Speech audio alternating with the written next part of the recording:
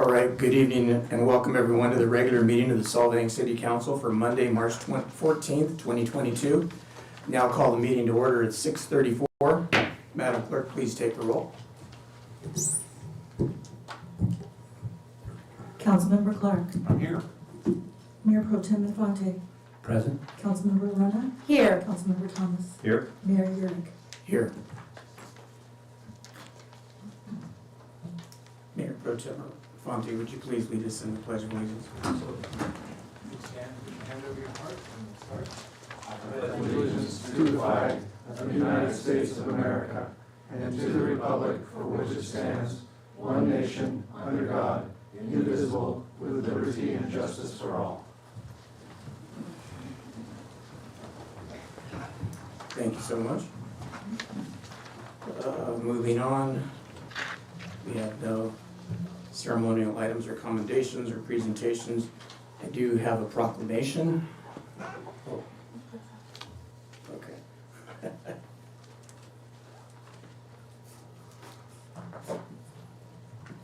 And this is regarding the National Women's History Month. Whereas American women of every race, class, and ethnic background have made historic contributions to the growth and strength of our nation in countless recorded and unrecorded ways, and whereas American women have played and continue to play critical economic, cultural, and social roles in every sphere of the life of the nation by constituting a significant portion of the labor force working inside and outside of the home. And whereas American women have played a unique role throughout the history of the nation by providing the majority of the volunteer labor force of the nation. And whereas American women were particularly important in the establishment of early charitable, philanthropic, and cultural institutions in our nation. And whereas American women of every race, class, and ethnic background served as early leaders in the forefront of every major progressive social change movement. And whereas American women have served our country courageously in the military. And whereas American women have been leaders not only in securing their own rights of suffrage and equal opportunity, but also in the abolitionist movement, the emancipation movement, the industrial labor movement, the civil rights movement, and other movements, especially the peace movement, which created a more fair and just society for all. Now therefore be it resolved that I, Mayor Charlie Urick, along with the City Council of the City of Solvang, California, do hereby proclaim the month of March as Women's History Month in the City of Solvang. And I've signed that here. Along with that, I wanted to add this in there on behalf of the council in our city, and in honor of March being National Women's History Month. I want to recognize a few women who have been leaders, mentors, and innovators in our community. Each of these women have been involved in various activities that have benefited our city's residents, visitors, and our business community. And each of them have performed these activities in their own special way, providing inspiration and leadership to young girls, women, families, and our entire community as a whole. They have helped to create a more inclusive and diverse community and showed us how to live a richer and more balanced life. First I wanted to mention was Ellen Albertoni. Ellen has been the executive director of the Solvang Senior Center for the past 6 years, as well as a past chairman of the Solvang Rotary. She is involved with every aspect of the Senior Center now and in including the planning and implementation of the new 2-story Senior Center. Ellen works with and is knowledgeable about all of the 650 members of the center. And according to members of her board of directors, one of her biggest strengths is knowing each member and taking the time to make them all feel welcome and cared for. Thank you, Ellen, for your caring leadership of our many seniors here in Solvang and the Valley. Excuse me, getting dry. Tracy Beard has been the executive director of the Solvang Chamber of Commerce since 2015. In that time, she has re-energized the Chamber financially and grown support for the Solvang business community. She is an outspoken supporter of women in business and kept our chamber running during the pandemic when many chambers closed their doors. A major accomplishment was getting the Solvang Chamber to be the Economic Development Center's North Santa Barbara County representative, thereby securing over $4 million in grants and loans for local businesses. Tracy also serves on our Tourism Advisory Committee. Thank you, Tracy, for your leadership and service to our residents and business community. Stacy Audie Demangate has served as the executive director of the Wildland Museum of Art and History since 2010. Under her leadership, the museum moved from Los Olivos to Solvang, where it has hosted a variety of exhibitions highlighting the natural features of our world. Her vision also allowed the Wildland to purchase their own building and property, thereby maximizing their resources. Through Stacy's creative vision and curation, the Wildland is able to showcase works by iconic artists like Ansel Adams and Georgia O'Keeffe, while giving visitors insight into the uniqueness of our own area through local artists.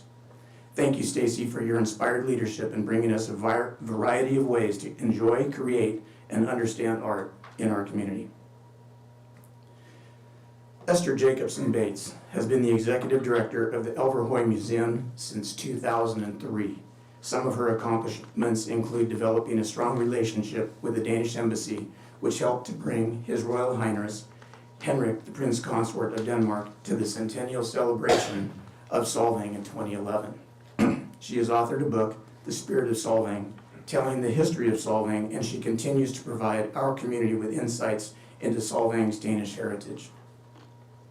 Esther has been a mentor to many local artists, and in her role as executive director, has continued to bring many extraordinary exhibits to the Albertoni Museum, including works by Rembrandt and Ivan Earl. Esther also serves on our design review committee. Thank you, Esther, for your leadership and inspiration to others in helping Solvang better understand and embrace its Danish history. Carrie McKinnon has been the branch supervisor and head librarian of the Solvang Library since 1999.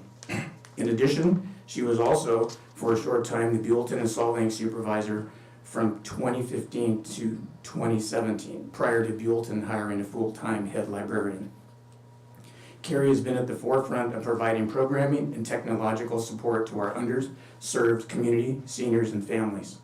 Some of the creative programs she has brought to our library include bilingual preschool story time, fantasy games, investment roundtable, recipe club, and during COVID, the library started an online book club for kids, Zoom storytelling, along with in-person and curbside pickups. Right now, Carrie's biggest challenge is providing programs for all ages with the limited space that she has. Current new programs to engage the community are the Bring Your Own Book Club at Casa Casara Winery and in-person storytelling on the patio. Thank you, Carrie, for your quiet leadership, creative and innovative thinking, resourcefulness in preparing programs for all ages, and your passionate ability to connect our community with one of our greatest assets, the library.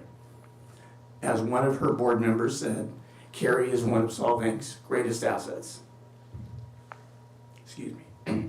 Linda Johansen has been Solvang's unofficial ambassador since as far as anyone can remember. Linda is a tireless advocate for all things Solvang and has served on most every committee or board that has been created in our valley. Her willingness to step up and make a difference is truly an inspiration to others to emulate and follow. Linda is a business owner, fundraiser extraordinaire, and volunteer to many worthwhile organizations in Solvang and the Valley. Thank you, Linda, for your energy, passion, and volunteerism in order to make Solvang and the Valley a better place to live and work. Would you please stand and join me in thanking these women and any others that you may know who are worthy of our gratitude, respect, admiration for their many contributions to the betterment of Solvang and our Valley.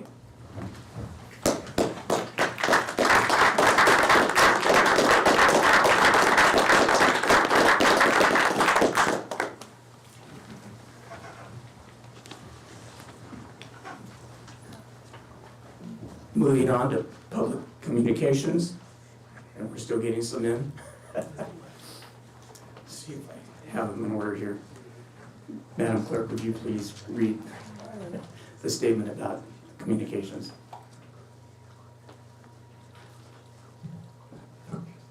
Public communications, non-agenda and consent agenda items. The council welcomes your input. At this time, you may address the council on items not on the agenda and consent agenda. Time limit is 3 minutes. We will start with in-person public comment first. I have one speaker slip for items that are not on the agenda, and that would be Kim Jensen.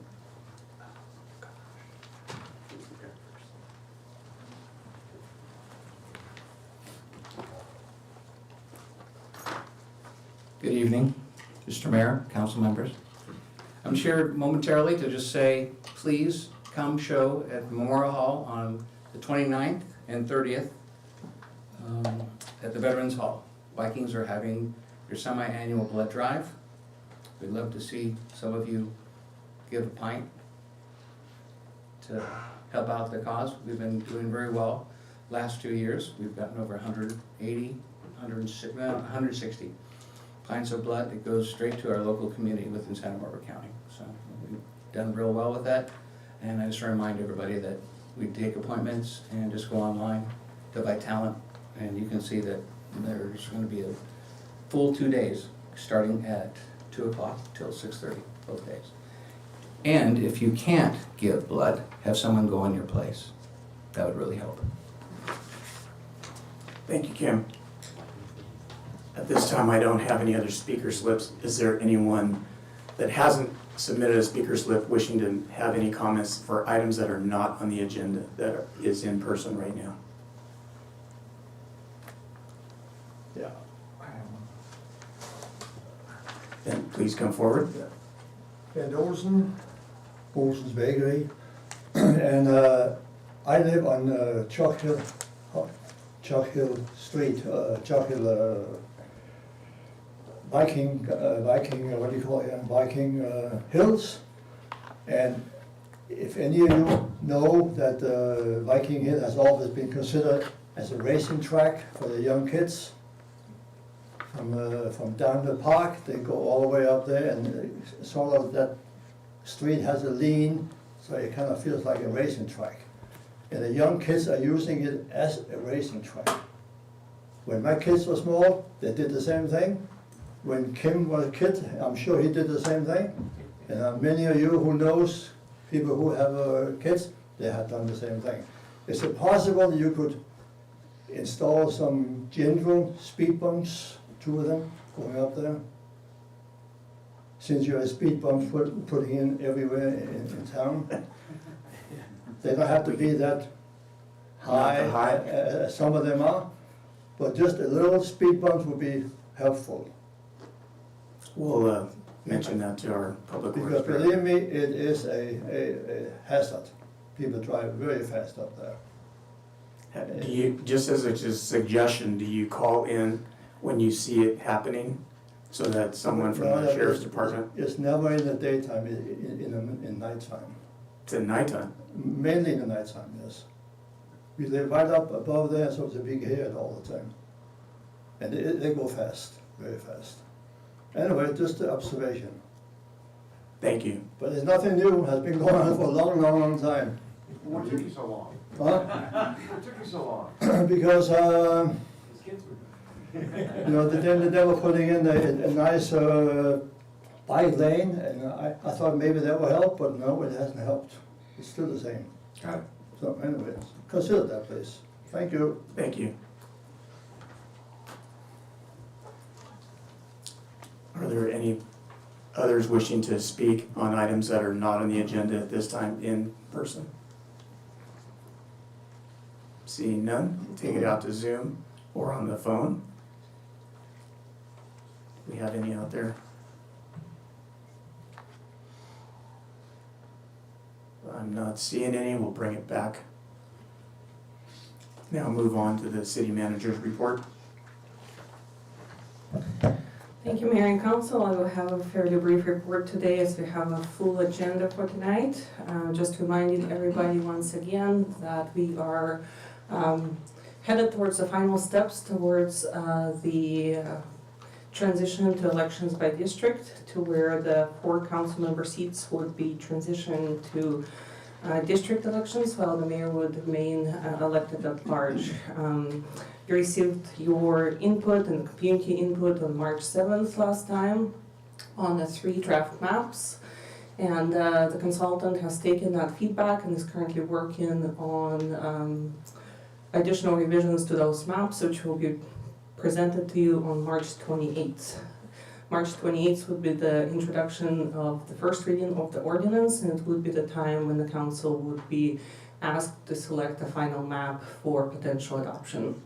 Following that first reading, there would be the second reading for the ordinance introduced on April 11th, at which point you would be adopting that ordinance into effect, and it will be submitted to Santa Barbara County for the consolidated election in November of 2022. You may have noticed that there's some work going on in downtown at the Solvang Park. This is part of, we have a project consideration for you on the agenda today. This particular work is part of our ongoing maintenance. There's a few things that needed a little TLC. It's been a while since we have done any work on the Solvang Park grass that has been effective.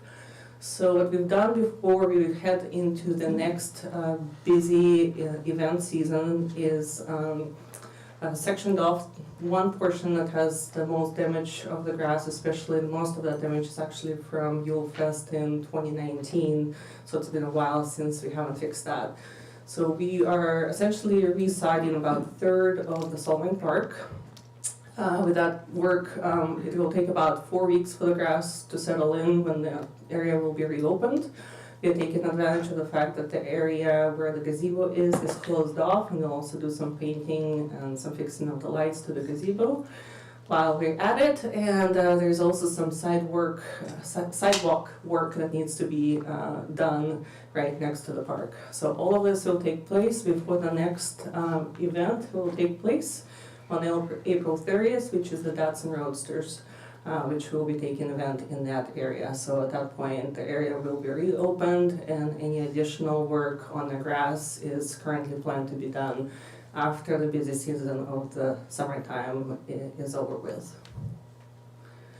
Just letting everybody know that the Solvang Library and all the libraries that are managed by the Galita Library have announced that they will have a couple of days of downtime.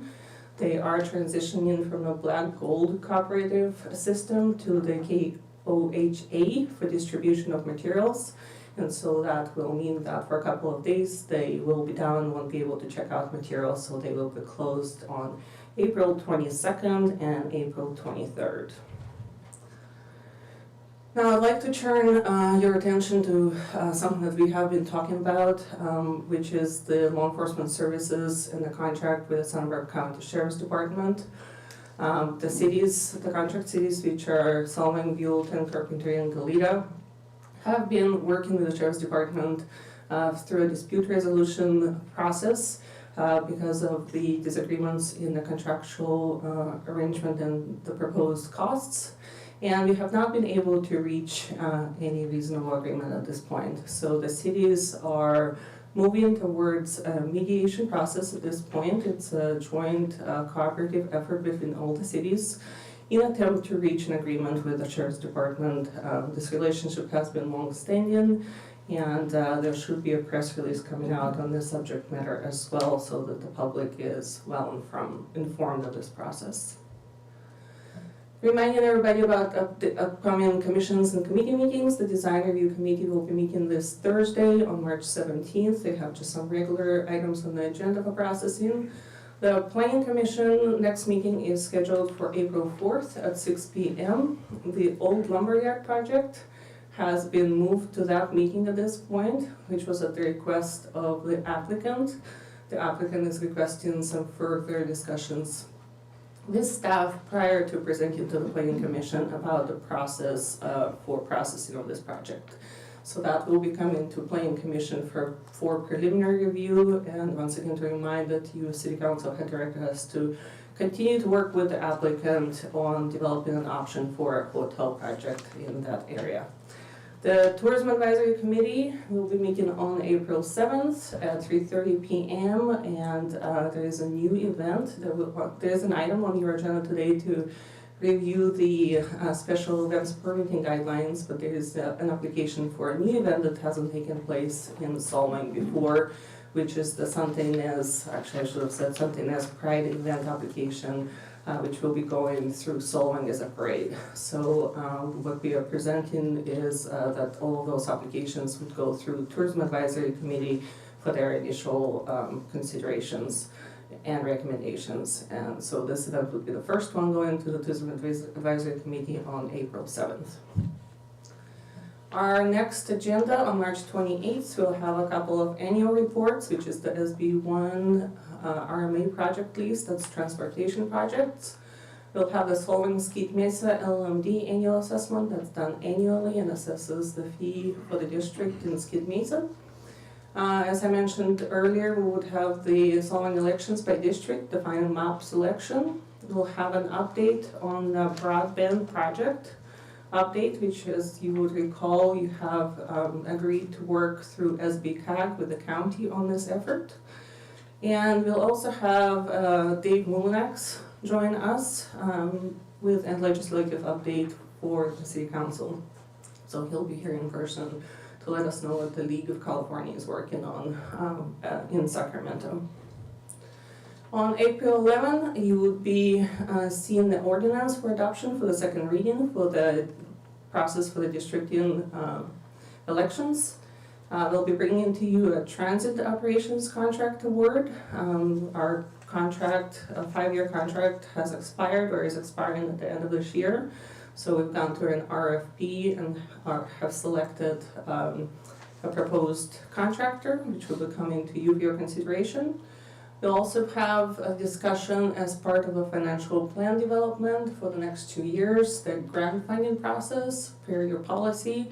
Also address the community events funding requests, and we have a couple of requests pending still for the Theater Fest and the Senior Center, which you have seen before, which will be coming back to you as part of the financial plan as well. And that concludes my report for today.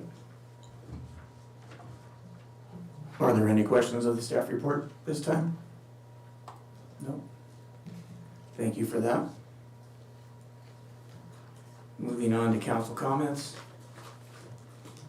Are there any comments from any meetings anybody wants to talk about in the council this time?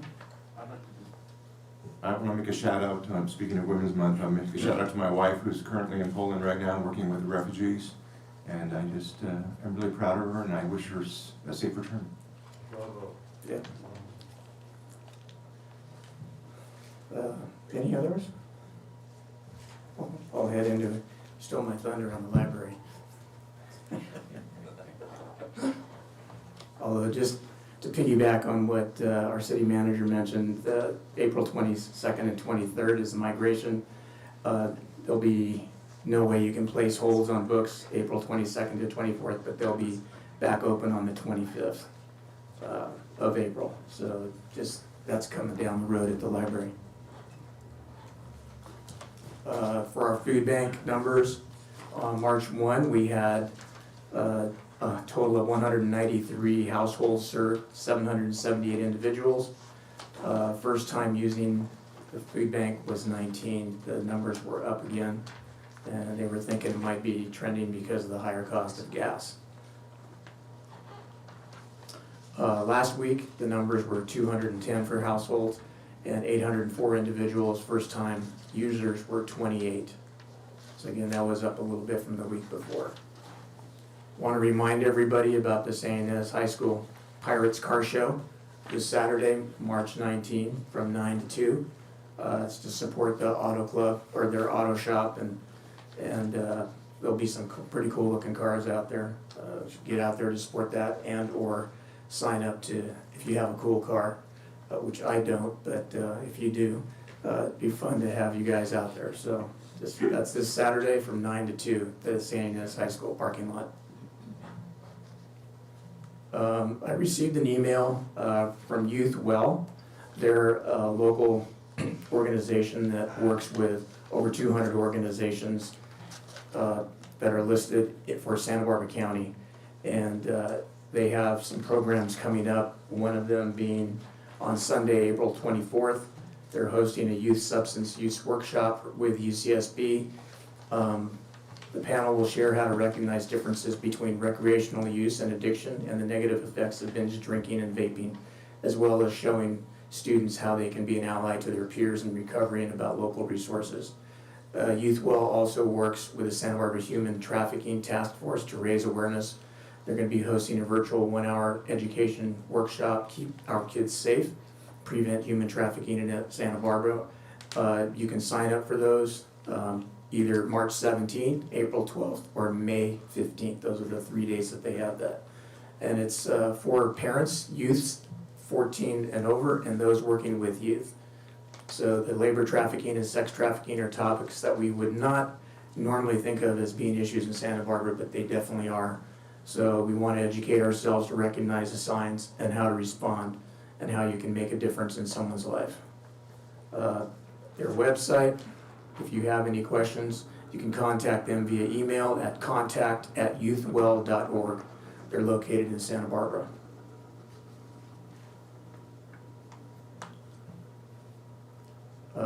Attended one of the SB CAG meetings, and we'll be attending another one this coming week. But last week we did one where we shared with the Southern California Association of Governments, so SCAG is what they call themselves.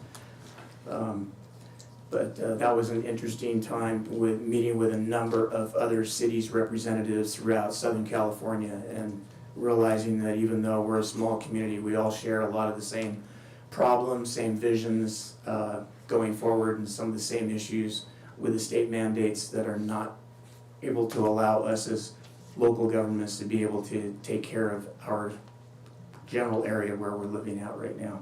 It was a very well-attended meeting and very productive, so I was happy to be a part of that.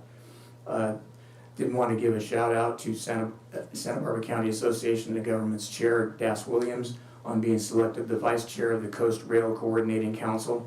The mission of the CRCC is to improve the frequency, speed, reliability, and ease of use of passenger trains on the coastal route between San Francisco and Los Angeles. Also, Santa Barbara County and pretty much every city is in the process of updating Measure A 5-year program of projects and for use of Measure A funds, and there'll be an adoption. The adoption does require a public hearing by participating jurisdictions. An SB CAG draft Measure A program of projects, which includes all of the local programs, will be presented to the TTAC and the board in April, with adoption scheduled for May. City of Lompoc just approved their memorandum of understanding for broadband strategic plan, completing the MOU process for all of the cities that we have here in Santa Barbara County. The County of Santa Barbara will be the final signatory on the MOU.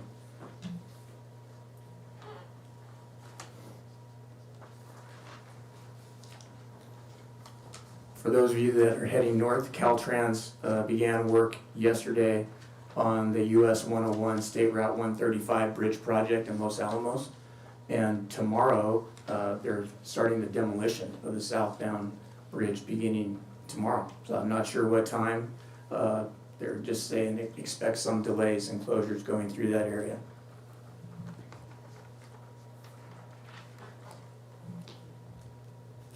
Here's one that was very interesting. I wanted to just let everyone know that there is a program that is resuming after 2 years being on hiatus due to COVID. And it's called the Honor Flight Central Coast, California. They will begin taking off from SLO Airport on Monday, April 4th. It will be the first flight of the organization for 2+ years, being that COVID shuttered the trips. And there will be 23 veterans on board, in it, including a 99-year-old World War II veteran and 9 Korea War era veterans for the first time in local organization's history. There will also be a full contingent of Vietnam veterans rounding out the group. Basically, I'm saying this because if there is anyone here in the San Ynez Valley that you know of that would like to have a trip, the trip is paid for. They get to go back to Washington. This group flies them back to Washington. It's only for veterans. And they fly them back for free, put them up in a hotel, and bring them back so that they can observe the memorial where related to the efforts and the war efforts that they had served for our country going forward. And so if anybody has anyone in mind, you can check out their website at www.honorflightccc.org, HONORFLIGHTCCC.org. Be a great organization to try to support for members of our veterans that are here in the valley. And something that we all know, but it just came out as a drought update, that January and February were the driest consecutive January and Februarys on record, dating back over 100 years in this year in Nevada's. And we're still all in the drought for pretty much every single county in California right now. Wanted to, and maybe Tracy could say something about this, but I just wanted to talk about the microbusiness COVID-19 relief grant program that the chamber has coming up. Applications opened last Monday, and for more information, you can get a hold of the chamber regarding that. So just want to give everybody a shout out. I believe it's a $2,500 grant that does not have to be paid back. Correct. So that's something that most of the micro businesses here might be able to take advantage of. So just a little heads up on that. And I think that's all that I think I'm taking the time here. Sorry about that, but I just wanted to, that's my final comments. Moving on to consent agenda. Madam Clerk, would you please read the items on the consent agenda? The consent agenda is designed for routine administrative city matters and is approved by roll call vote with one motion. These items are discussed only on request of council members. Members of the public were afforded an opportunity to speak on consent agenda items during the public communications portion of this agenda. 4A, approve order of agenda as presented. B, approve the minutes of the City Council meetings of February 26, 2022, special financial planning workshop, and February 28, 2022, regular meeting. C, approve expense report for February 2022. D, adopt resolution 22-1160, a resolution of the City Council of the City of Solvang, California, authorizing remote teleconference meetings of the City Council and other bodies. Item 4E, approve the FTA 5311 grant agreement resolution number 22-1161. 4F, approve the TDA grant funding resolution number 22-1162. 4G, receive quarterly investment reports for July through September 2021 and October through December 2021. 4H, receive and formally adopt the language for the City Council goals for fiscal year 22-24.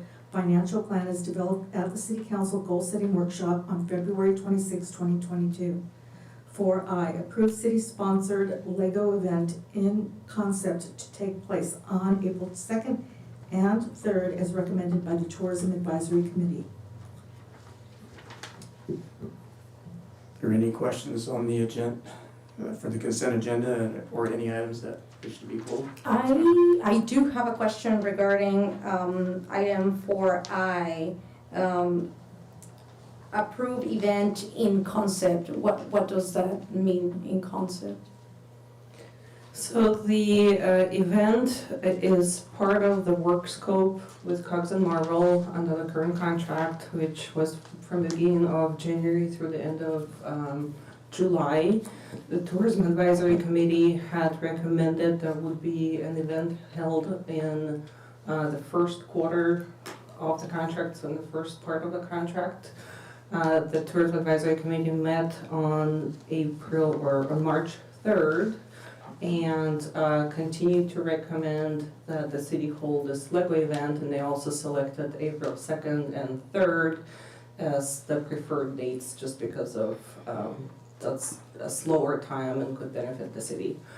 In order to expedite it because of the short time for processing, they appointed a subcommittee who are Max Sunbert and John Martino, who are working with Cox and Marvel on particulars of this event. So generally speaking, we have been following a process with the City Council where a new event is brought to the City Council for your approval, even if it's a city-sponsored event like this or a non-city-sponsored event. Now you have the Tourism Advisory Committee, which can be more involved and helpful in expediting this process. So this item was meant for us to be able to move forward if this event is going to be authorized in order to get it done by the 2nd and the 3rd. but she would basically be relying essentially on the subcommittee of the TAC to come up with the final version of that event. Okay.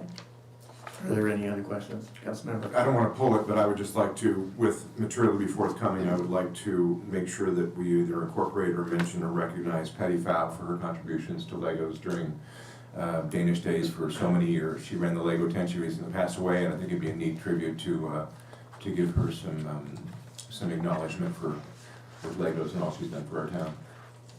Excellent. Mayor Pro Tem Infante, go ahead. I actually think we need to pull this and discuss it a little bit. I'm concerned that we can get something like this done in 2 weeks. That what we have in here are proposed, 10 people proposed to be here, but we don't know if they're gonna be here or not.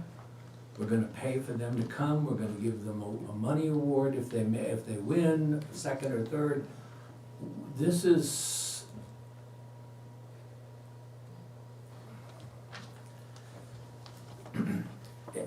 I like the idea.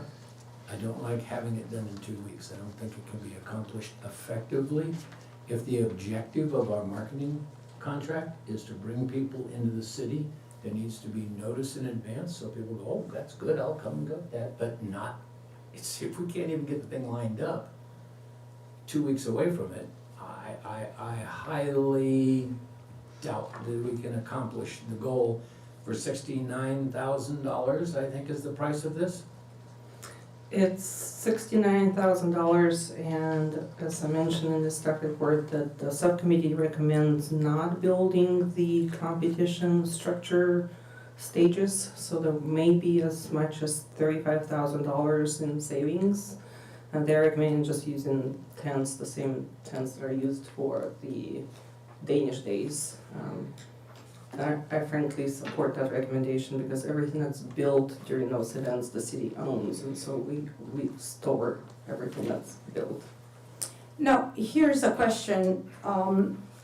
The funding for this was already allocated in the, In the contract. in the contract, right? So they're not requesting new money. This is money that was already gonna be paid for them. So they can either use it to do an event miraculously in 2 weeks, or we can say no and they can just, I don't know, I guess use that money for something else. Something else. So, And I guess, okay. So one of the questions then that comes up is, I thought I had read in here that there was about, because of the recommendation from the TAC, there were 8 or 10 different locations proposed, and this is saying, but then it says we're gonna do this in the middle of Copenhagen? No, so I think that what's confusing is that when the event was originally proposed to the TAC, it was proposed to take place in Copenhagen. TAC then discussed it and recommended instead holding the competitions for the Lego in different smaller areas, such as Atterdag Square, the different squares around town, so that it's more evenly spread. So the 10 locations that you have in this material that was presented today, I just got these 10 locations today, that's what the TAC subcommittee has recommended. So we don't know where it's gonna be yet. We don't know who's gonna be there yet. And this is gonna take place in 2 weeks. I move Technically that we- 3 weekends, but Yeah, okay, 3 weekends. But I'm, have any of these locations been coordinated with Parks and Rec? Because they've gotta be doing stuff all these weekends. So as far as I know, none of these locations would be utilized by Parks and Rec. It's more of the private areas, but it would need to be coordinated with the owners of the properties. which I assume have all given their permission prior. We don't, I don't have that You don't have information at that. this point. They don't have permission, they don't know who's gonna attend. I'm sorry. Ben Olson, have you given your permission for this? No. Yeah, because he's one of them. But it's a fun thing for kids. I agree, I think it'd be, This is an adult competition, and then there'll be some stuff for kids. We don't even know what's for kids. This is, League or is for kids? See, not these are, they're gonna give a $5,000 first place prize. And it's not for kids, and all of the 10 potential, people that are going to be in this are all adults. So, I move that we reject this. Or let's tell you what, let's have someone make a motion to approve the consent agenda from 4A to 4H, at least for right now. Let's get that part done. So moved. Can I have a second? I'll second that. Madam Clerk, please take a roll. Councilmember Clark, Yes. Mayor Pro Tem Infante, Yes. Councilmember Rona, Yes. Councilmember Thomas, Yes. Mayor Garrick. Yes. Motion passes 5-0. Now, related to item 4I, do we have a motion, or we had a motion to not approve item 4I? Do we have a second? Well, here's, I just wonder, are they gonna hold it up to us if they don't fulfill their contract because we're not approving their event? Or is it appropriate that we say, no, this shouldn't happen because there's no way that you can put together an event in 3 weeks and promote it properly?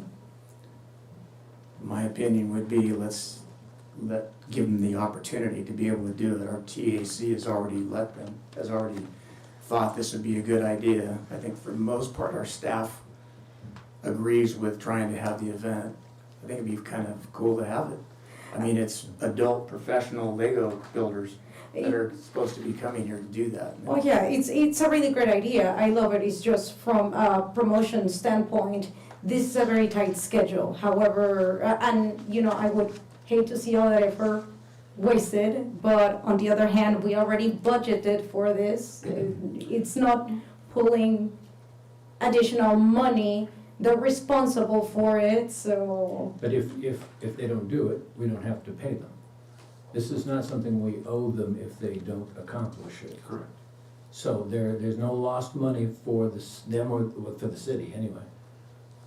That's not an issue. So they can put another event on and use the money that's associated with it. But I don't think the contract said we'd have a Legos event for sure. How am I doing? Yeah, I don't remember anything in that contract that would have a Legos event. There's no specifics on that. So as a consequence, we just don't spend the $69,000 or even $35,000, and they can come up with another event for another time period in an adequate time for them to get it accomplished correctly. Well, I just want to point out that the provisions of the contract set forth that they're supposed to do a certain amount of events and that they're supposed to get paid a certain amount per month as part of that contract. If they don't put on those events, then they're in breach of contract. For the city to withhold that money, then they could assert in a cross complaint that the city has breached the contract by not paying them. So we would have to go and just declare them in breach of contract if they don't provide the services that were contracted for, i.e. the event. But withholding the money because they didn't do the event, they would have a cross complaint against the city. Yeah, I just don't want them to say that they're not doing their job because we're not allowing them to and create more problems down the road. Even though I'm just as frustrated as you are. I get it. I've been a part of special events that have been pulled together in 2 weeks or less. So I say, I mean, for me, I think we should try to support it as much as we can. And if it doesn't happen, it doesn't happen, and we have something to stand on. But at this point, if we need to give someone the opportunity, and we've set up a tourism advisory committee to be able to make decisions based on, and they've spent the time doing this. So to me, it's like, let's let them do their job. And if they can't come up with it, they can't come up with it. But to handcuff them right now and not even let them try, I think that's, I don't think that's a good service to the community. What do we have to lose? Maybe, maybe not. Maybe not. Yeah, I mean, Well, and looking down the road, if they are not able to pull the event together and it doesn't happen and they don't have a substitute event, then you have a breach of contract and you look at terminating the contract early saving money throughout the rest of the year because you have no faith that they'll be able to deliver what they have contracted for. So it's, I don't wanna say it's a trial run, you've been with this contractor for a number of years now, but the proof is obviously gonna be in the pudding as to whether they can pull this together, and maybe they can, maybe they can't, but if they cannot, you have remedies. Can I get a motion to approve consent agenda item 4I?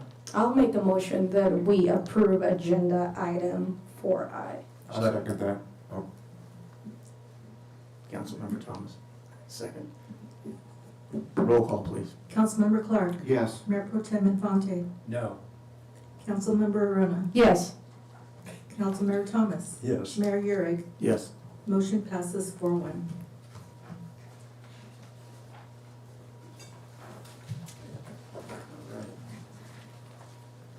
Moving on, public hearings, we have no public hearings today. We do. Item number 5. Looking at it, wait a minute, it says a public ton. hearing. We have just a few. Madam Clerk, would you please read item number 5? Public hearing to consider introduction and first reading by title only, Title 11 Ordinance Modifications. Introduced for first reading by title only and waive further reading of ordinance number 22-0354 of the City Council of the City of Solvang, California, amending Title 11 of the Solvang Municipal Code to address accessory structures in the side yard and rear yard setbacks in residential zones. Is there a staff report? I will briefly introduce it and hand it over to our city attorney. Just as a reminder that this item has been heard by the Planning Commission a couple of times in great detail. There was a lot of public input received by the Planning Commission. And staff has worked, planning, building, has worked with the Santa Barbara County Fire Department as well to review these recommendations. So there's been a lot of input and work put into this. And these are the recommendations that were officially approved by the Planning Commission, introduced to you today. And thank you, Mr. Mayor, members of the council. I did want to point out at the beginning, thank you to Chelsea O'Sullivan, the Assistant City Attorney. She did an enormous amount of work on this ordinance in shepherding it through as well. So this is, we're finally at the, I'm expecting to be the end of the road that was started last year regarding the accessory structures that were brought to code enforcement's attention in Skip Mesa. There were approximately 20 accessory structures, otherwise known as tough sheds, found at Skip Mesa, and there was some concern about whether or not those were permitted either by the architectural CC&Rs for Skip Mesa or the municipal code. City Council directed at one point staff to enforce the municipal code as written, and then during the summer of last year, it came back to the council on an update on the enforcement efforts.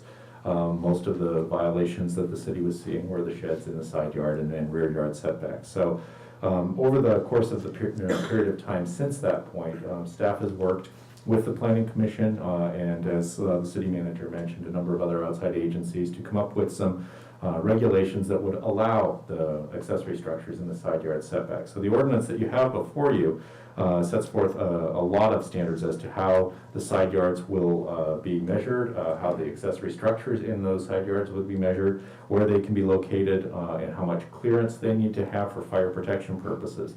I won't go into great depth as to the regulations that have been set forth. I'm happy to answer any questions as to it, but this would essentially legalize the vast majority of the accessory structures. Now, I will say this, undoubtedly there will be one or two that do not comply with these regulations that are being proposed to you. That's just the nature of drafting an ordinance. You can't necessarily come up with every exception that is going to apply to every property. So there may still be some code enforcement efforts should the council introduce this ordinance.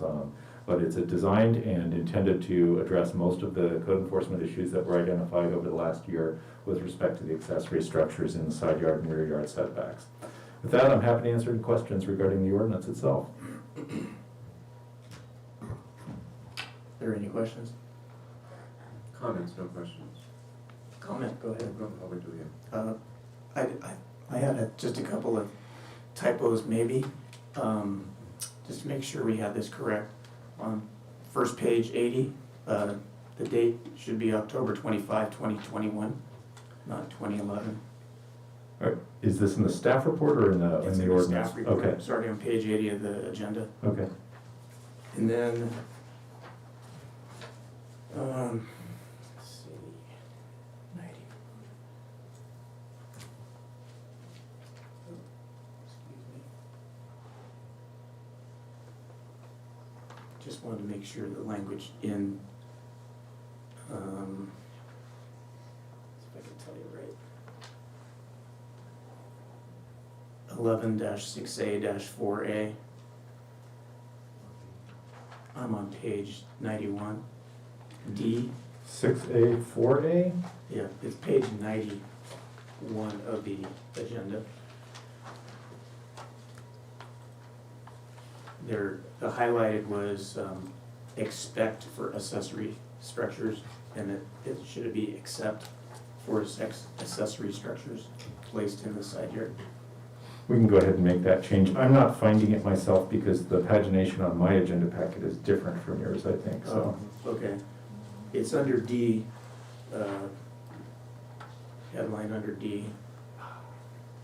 Yeah. Mine is page 93. Yours is 93. Yeah. Oh, okay. Maybe that's because. Yes, okay, I see it now. I do have it on page 93 as well. So this is under the permitted variations for setbacks for buildings. Yes, There's subdivision D, and it should read, except for accessory structures placed in the side yard or rear yard in compliance with section 11-12-2.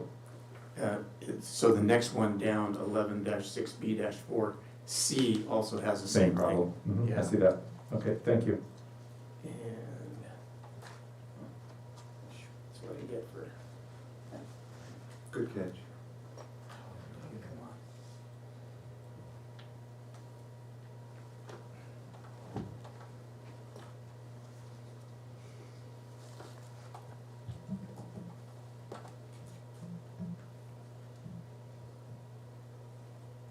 Sorry.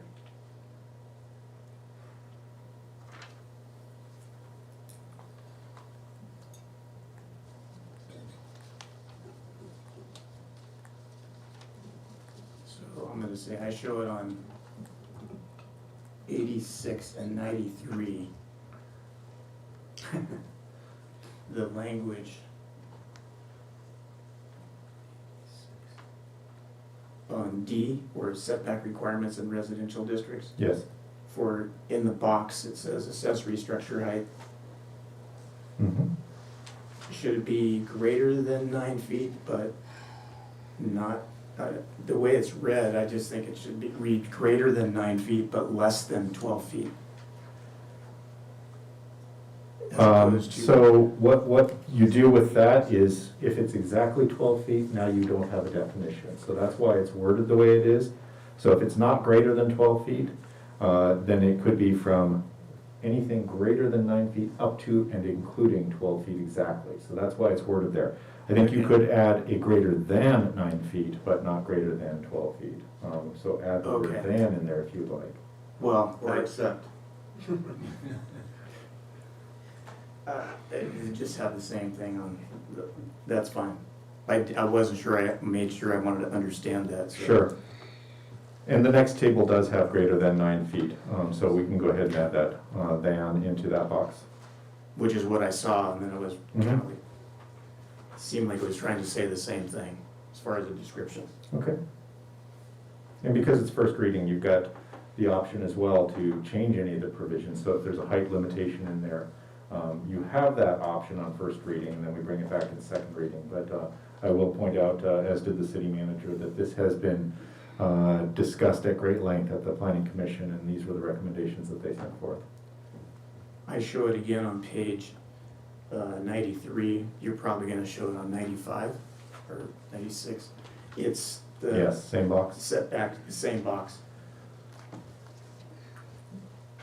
So what you're seeing on attachment B are kind of the legislative version.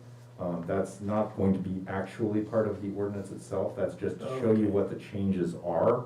The actual ordinance itself ends with the signature pages, and that's just provided to show you what the changes are. So you've got the underlined that are the new ones, the strike-throughs are the deletions from the code. Right, okay. I think that was all I had for that particular item.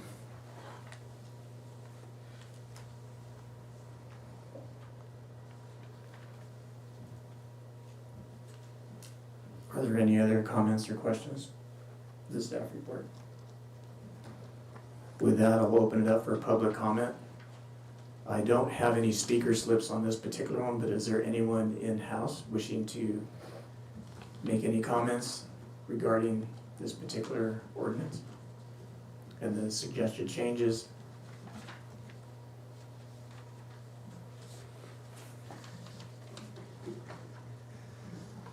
Not at this time, okay. I don't see any here. Is there any out in Zoom or on the telephone wishing to make any comments? I'm not seeing any out there, so bring it back for final comment. Hearing is, I'll close the public hearing right now. And any final discussion or action? I have one comment.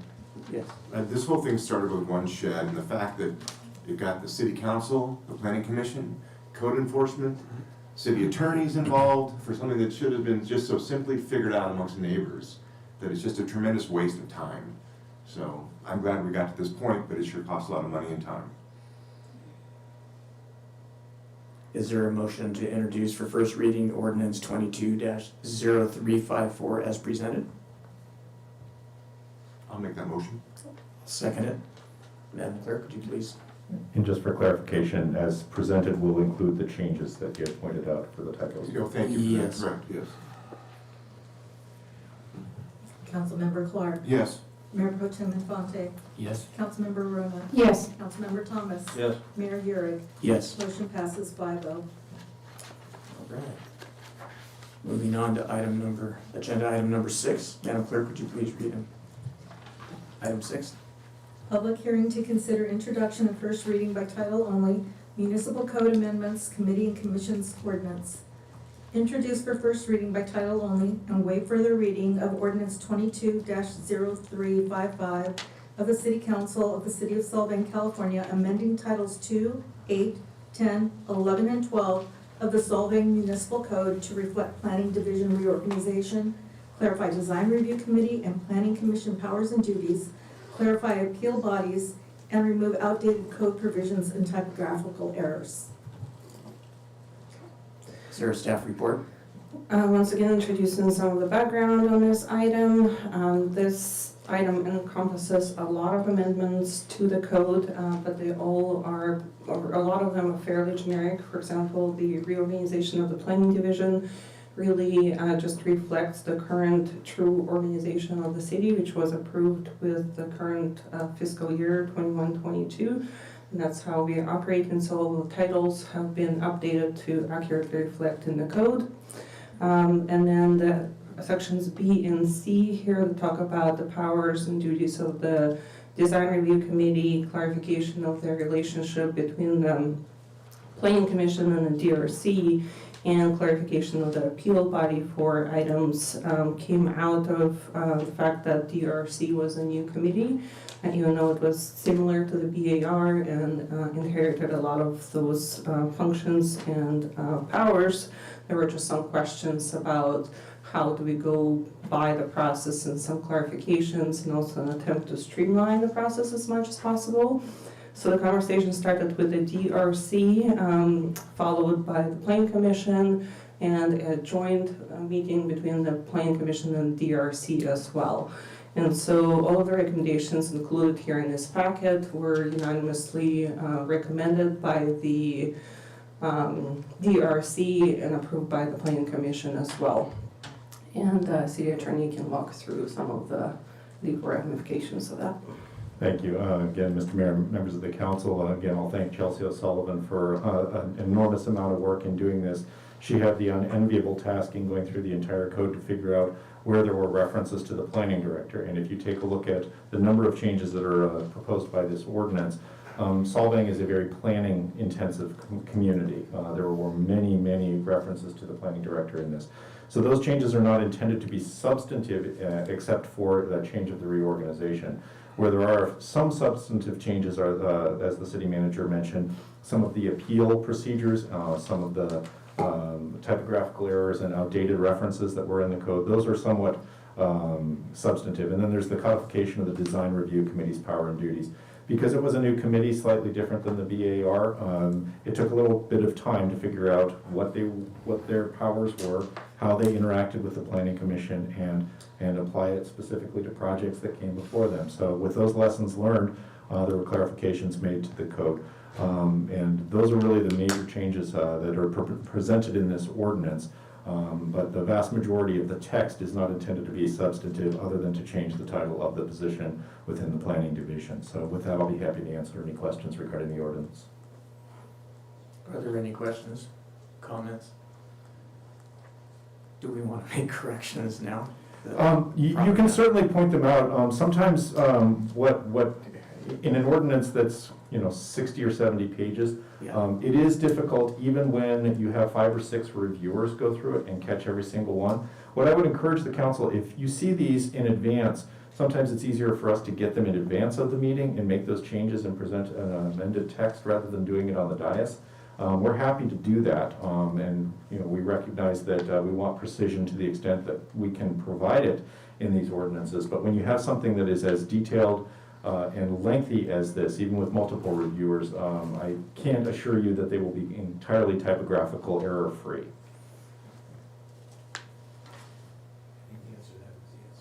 Yeah, I was only going through these, finishing them up last night, but, I think I'm gonna hold. for now. And you do have the option on second reading, if it's not a substantive change and you want to provide those changes to the clerk and to me, we can make those on second reading. It is not a substantive change. If it were something where you were either reorganizing a section or changing something that is substantive, then you would need to have another first reading. But the point of the first and second readings is to allow the public 2 opportunities to review it. And if they're not substantive in nature, we do make those changes in between first and second reading at times. Yeah, there was one, and now, because I don't have the right pages, I'm trying to think of, there was one mainly, it was for appeals, it was supposed to go to the city manager, and I was wondering why it had to go to the city manager, and why wouldn't it go to the planning manager? Or planning director. It depends on the nature of the appeal. There are some provisions under the municipal code where the city manager is the appeal. It depends. Person. So that, I don't know specifically which provision you're talking about on that one, but there are provisions in the municipal code where the city manager would be the appeal hearing person. I did have, let me see if I can go to it.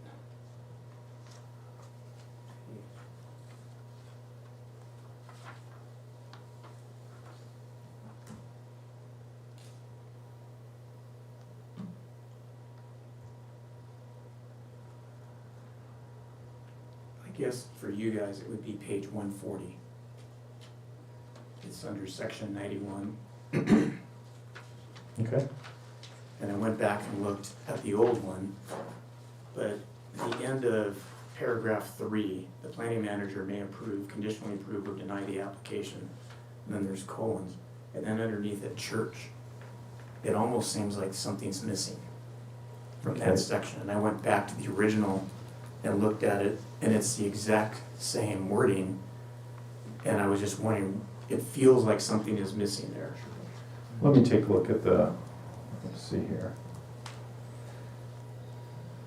So if you take a look at the beginning of it, it says the following uses may be permitted in any zone district in which they are otherwise not permitted with a major conditional use permit. The only one that is permitted in that situation is a church. Is a church. Is a church, correct? Okay. All right. Just have to ask. That's pretty funny, it's the same church. Yeah.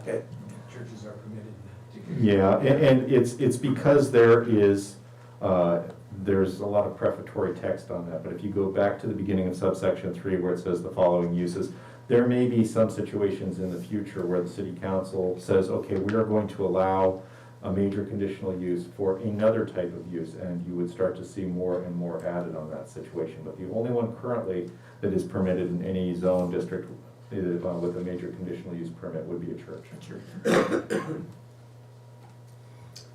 I think that's really probably the only one that I think was substantive, however you say that. Are there any other questions or comments? We'll take it out for public comment right now. I don't have any speaker slips on this particular one, so if there's anyone in-house wishing to comment, this is your time. Seeing none, we'll take it out to Zoom and or the telephone. If there's anyone wishing to comment.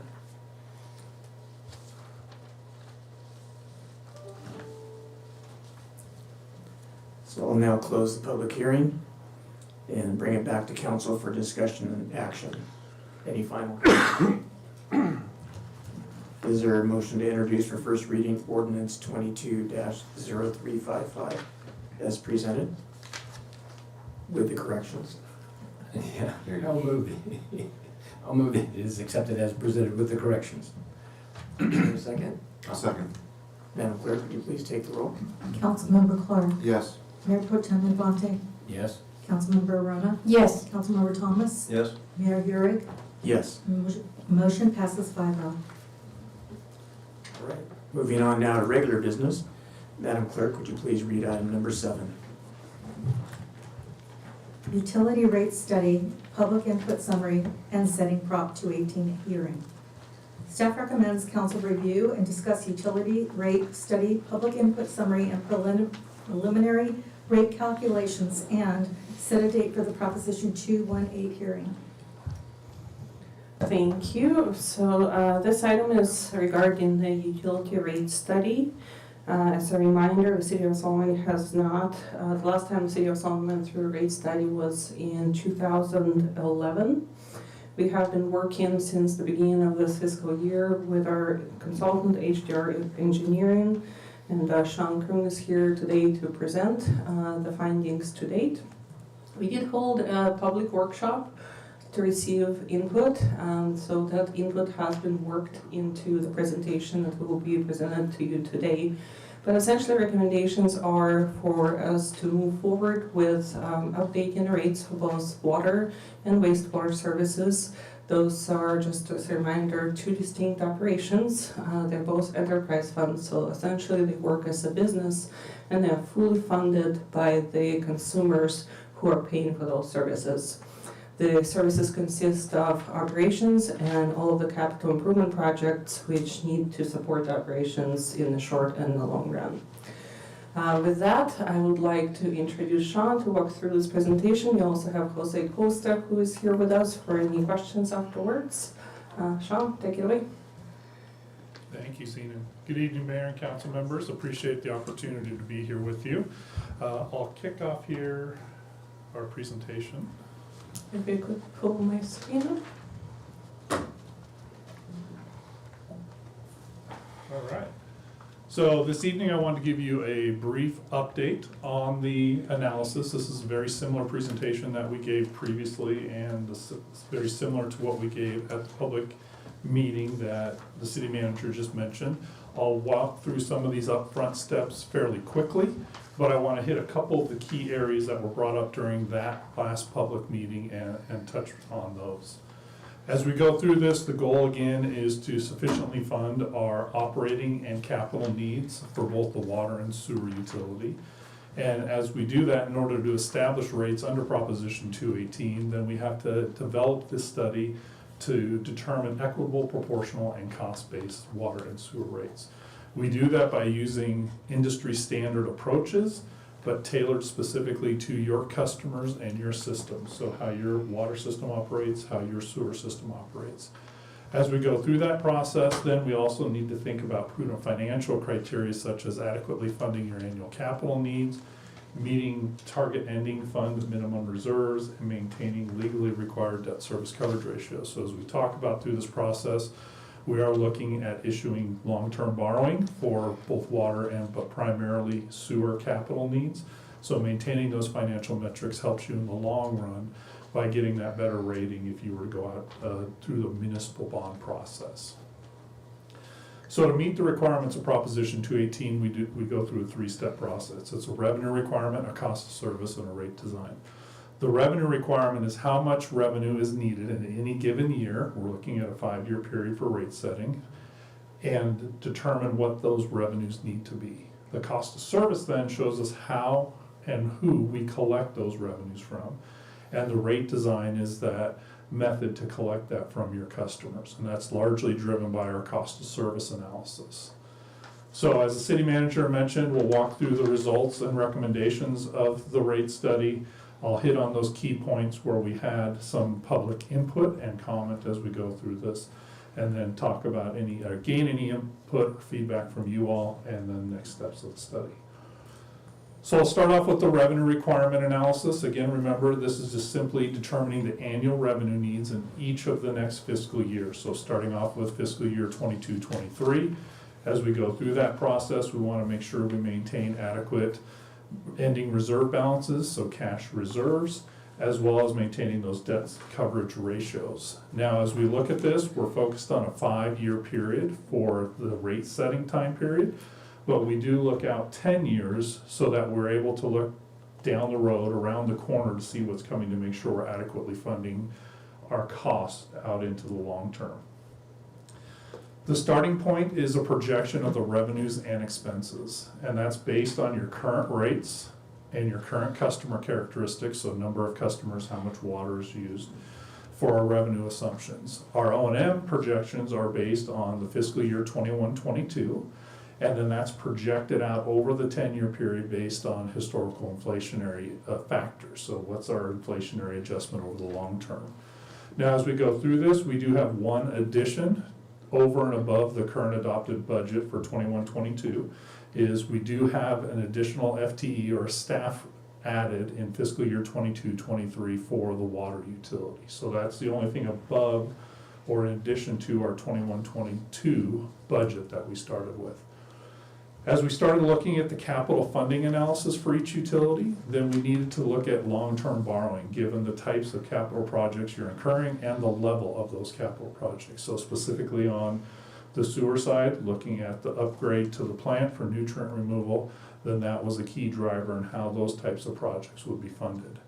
In addition to that, we have ongoing annual renewal and replacement funding to meet those ongoing needs. So the annual main replacement for both water and sewer, that's included in that annual funding amount. And then as needed, we use available reserves where they're available to fund some of the other peaks in that capital plan. So I'll start off with the water capital funding plan. As we look at this, you can see the gray area gives us our total capital. We see a jump up in fiscal years 24-25 through 26-27. That's really the capital needs for the River Wells project and the Reservoir One expansion. So as we think about how we're funding this blue bar is our annual renewal and replacement needs. So we're running at just under $1 million a year. That's funding a portion or the projects in that year primarily for our annual water main replacement program, and then all the other smaller capital projects that go along with that. We do rely on some operating fund and a little bit of capital funding out of that reserve fund to fund our overall projects. And again, all while maintaining our minimum reserve targets. And then for the River Wells project and the Reservoir One expansion, then we are looking at long-term borrowing to fund those two projects. So that's a key driver in our overall analysis. When we think about our revenue requirement, it's really made up of 4 key components: operations and maintenance expense, annual debt service, rate funded capital, and any reserve funding or transfers. In this case, there's no transfers to any other city funds. Water revenues stay in the water fund, sewer revenues stay in the sewer fund. But when we sum up those 4 components, our O&M, the dark bar on the bottom, our rate funded capital is the blue line, that comes directly from the capital funding analysis. The net debt service, that's the green slice, that's for funding a portion of those 2 projects out into the future years. And then we have a little bit of reserve funding. That's just trying to balance and meet our minimum target reserves over time. So our goal here with the rate study from a revenue requirement perspective is then to take that dashed line, which is current revenues, so the revenues you receive today at the rates that are in place today, projected out through this 5-year period, to touch the top of each of those bars as we go forward. Excuse me.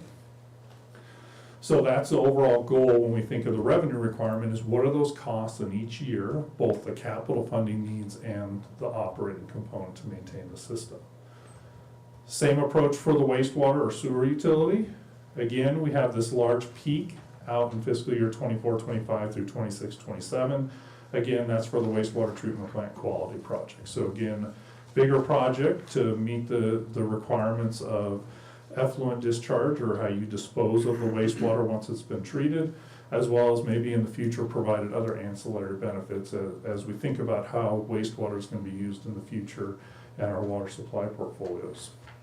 Again, we have our annual rate funded capital for our annual main and manhole replacements and other minor capital projects, as well as using a little bit of reserve funds to meet that. But then again, the key driver is our borrowing for the wastewater treatment plant quality project. So meeting that large project need, we have a little bit of borrowing starting in fiscal year 24-25, and then a greater amount of borrowing in 25-26 and 26-27.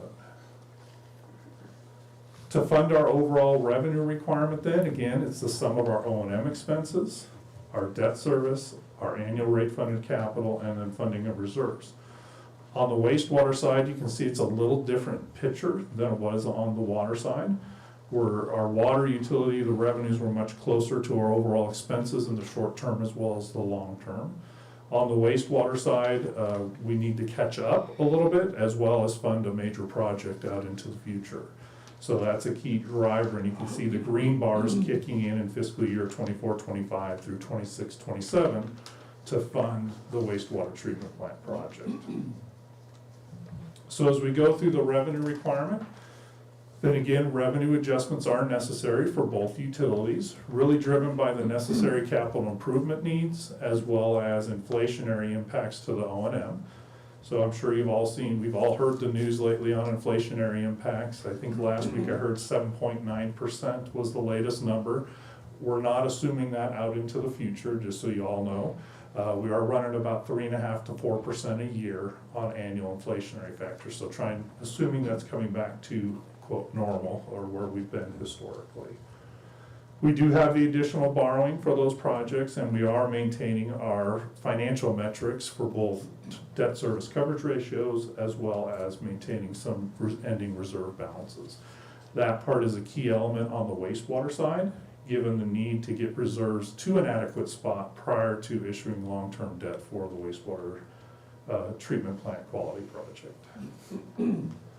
So once we know the overall revenue requirement, how much we need to collect to fund the operating and capital needs, the next step is to determine who and how we collect that. And that's really what we do as part of a cost of service analysis.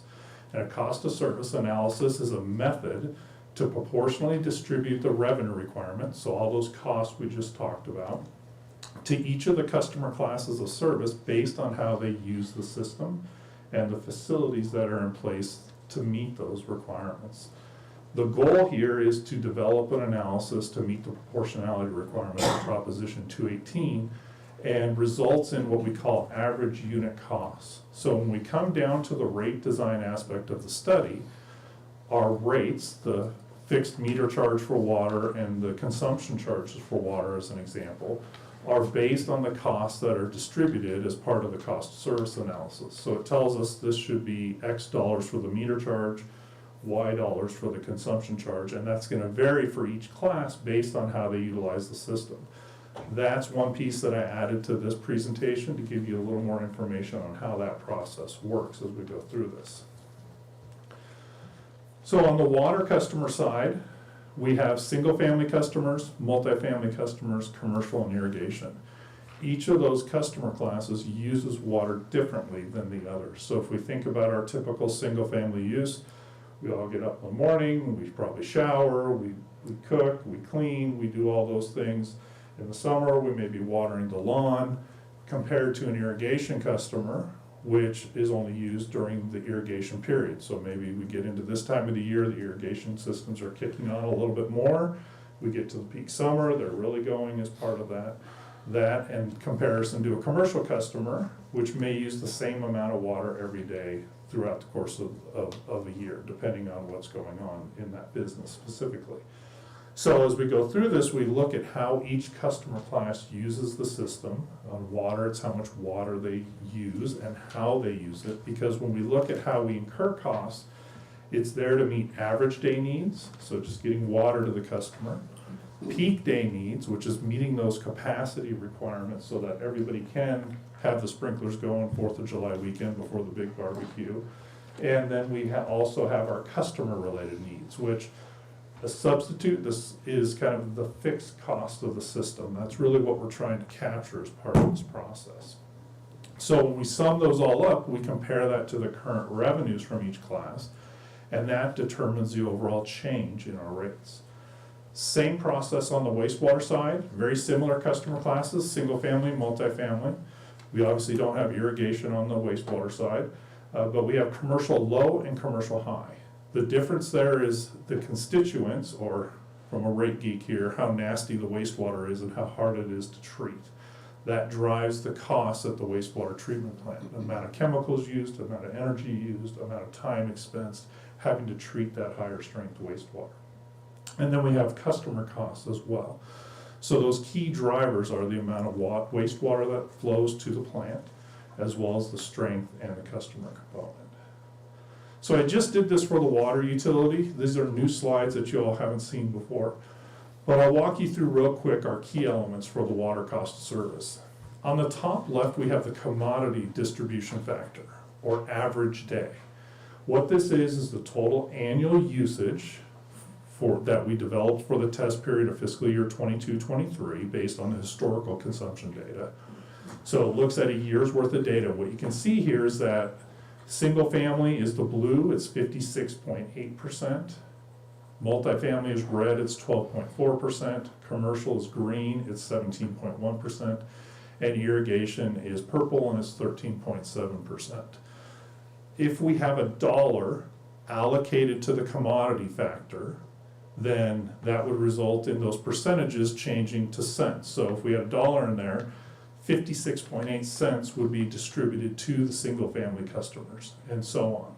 So that's how we go through this cost of service process to proportionally distribute the cost based on how each customer uses the system.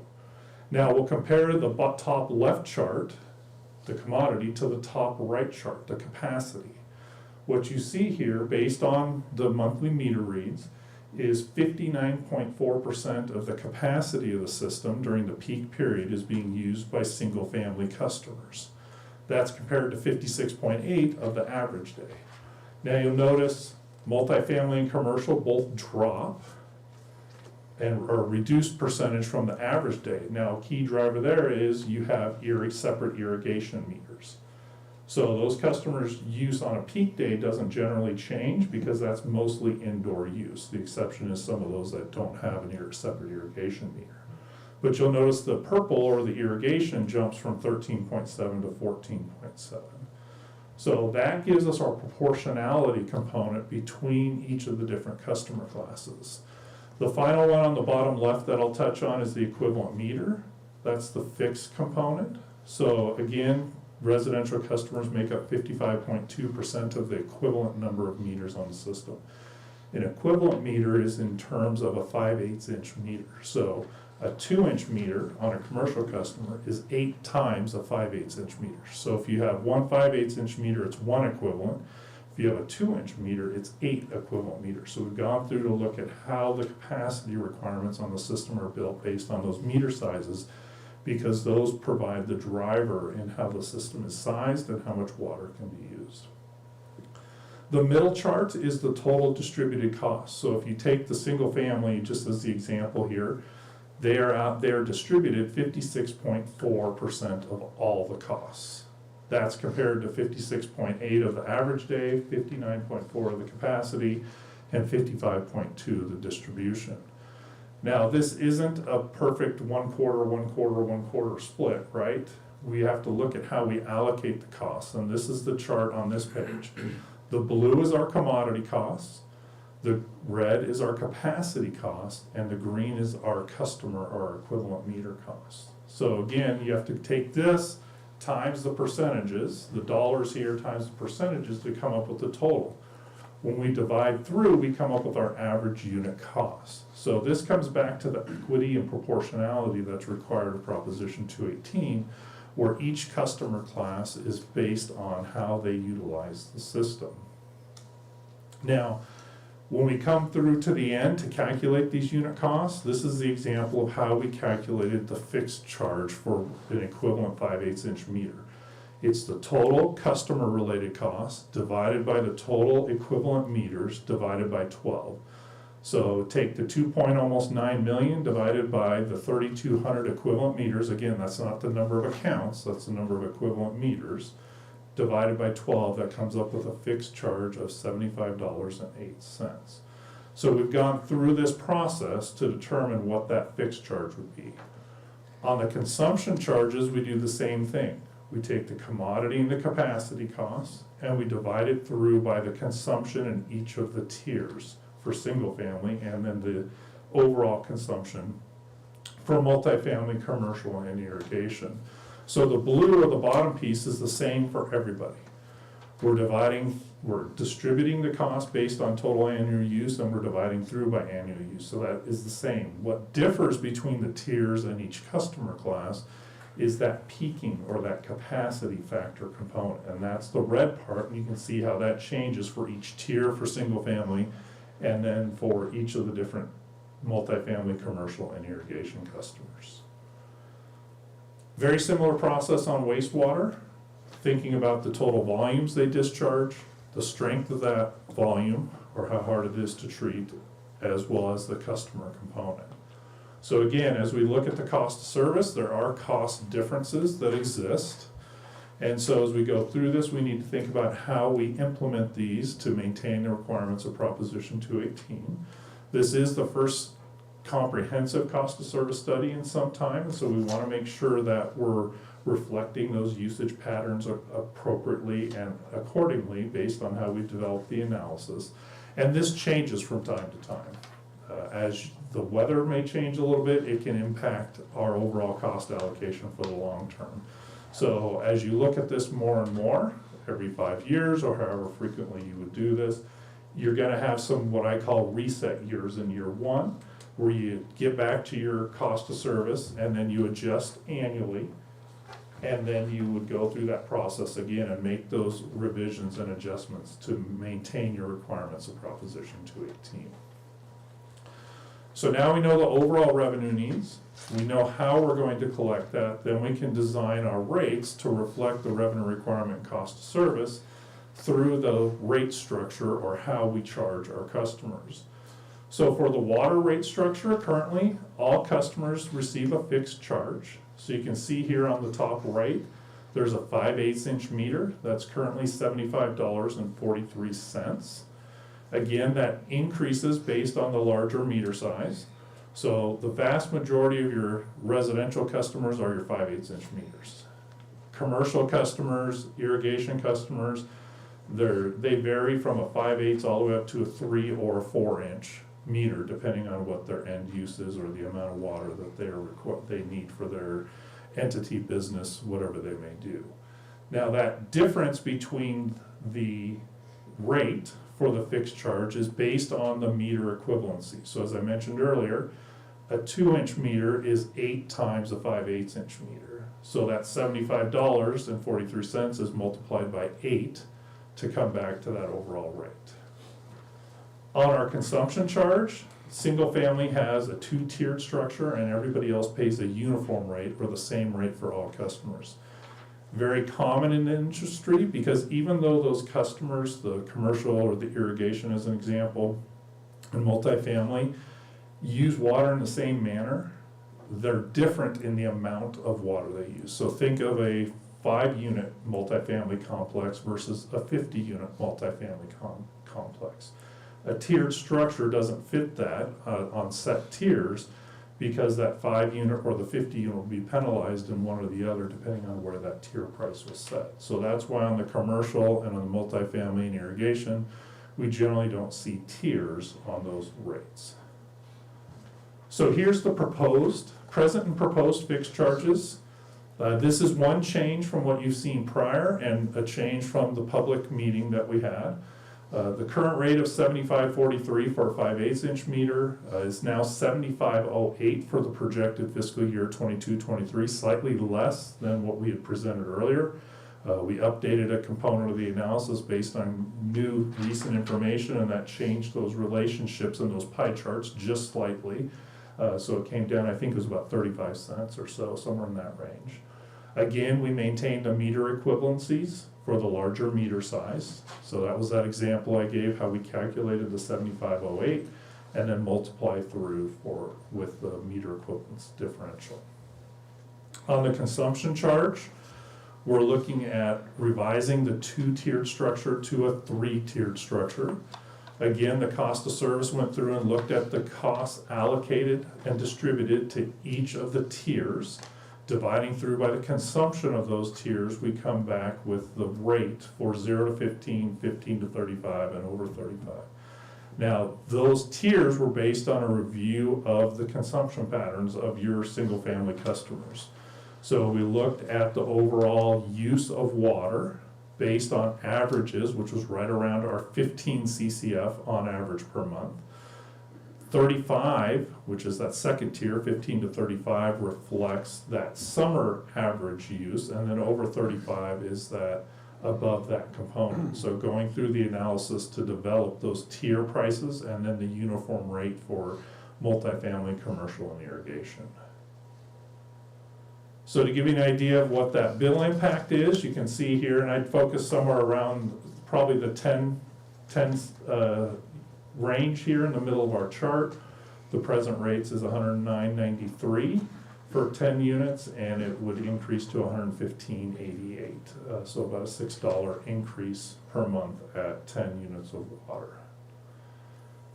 How you compare to your neighboring agencies, very similar chart. We did update the proposed based on that slight change.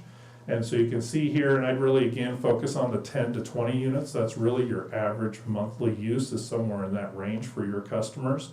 And again, very comparable to what those other agencies are seeing at the 10 units and at 20 units. Again, we talked about that fixed charge and how we calculate that based on the cost of service and look at those overall, quote, fixed costs of the system that we're trying to collect through that. And I will note that this provides the city with good revenue stability, especially as what you saw through the last drought and what we may be seeing here in the next couple of years as we go forward. That fixed charge revenue is going to enable you to no pun intended, weather that storm as we go through this, because your revenue generation will stay relatively stable as part of that process. On the wastewater side, we have a flat rate for all customers and a volumetric charge for commercial and industrial. And so we're maintaining the rate structure. So the fixed charge would still apply for each customer class as part of the cost of service. Again, we need to look at each individual customer class. So currently that fixed charge is the same for all customers. Based on the cost of service, you'll see that that's been adjusted to reflect how each customer impacts the system from that component. So we still maintain a fixed charge, a flat rate for single family and multifamily.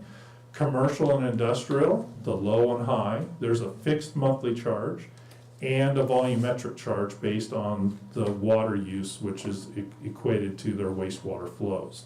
So you can see an increase in that commercial and industrial from 285 to 406, and the commercial and industrial high from 742 to 789. Again, based on how we allocate costs and that price difference between commercial industrial and commercial industrial high is that strength component. Those are customers that place higher costs on the system, so we're collecting that through that volumetric component.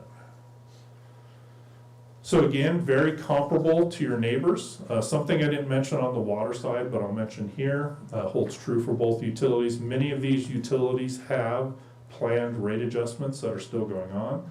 As an example, Santa Maria has a couple of years left in their Proposition 218 that they passed 3 or 4 years ago. City Santa Barbara has this year left. They're going through a wastewater rate study right now. On the water side, they've got 2 years left on their current one. So again, fairly comparable when you look at that. The difference in the city of Santa Barbara is they do have a minimum charge for, or sorry, a maximum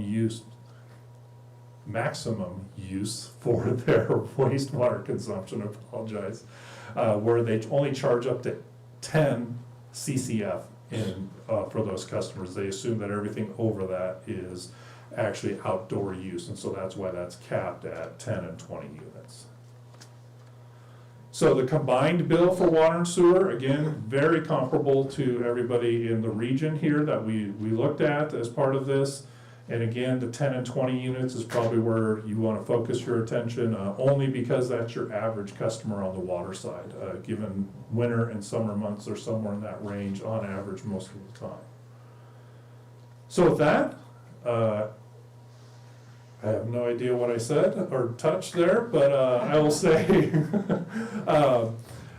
any input we can have from you all this evening as part of this process, and then setting that public hearing as directed by the council for June 13th, and then we would present that summary information as part of that process and go through the Proposition 218 process, which would require a notification to all customers no less than 45 days before that public hearing, and then customers would have their chance to provide their protests prior to that meeting, and then if not a majority protest, then the council can adopt those rates going forward. With that, I will turn back over to the mayor and council for any questions for us.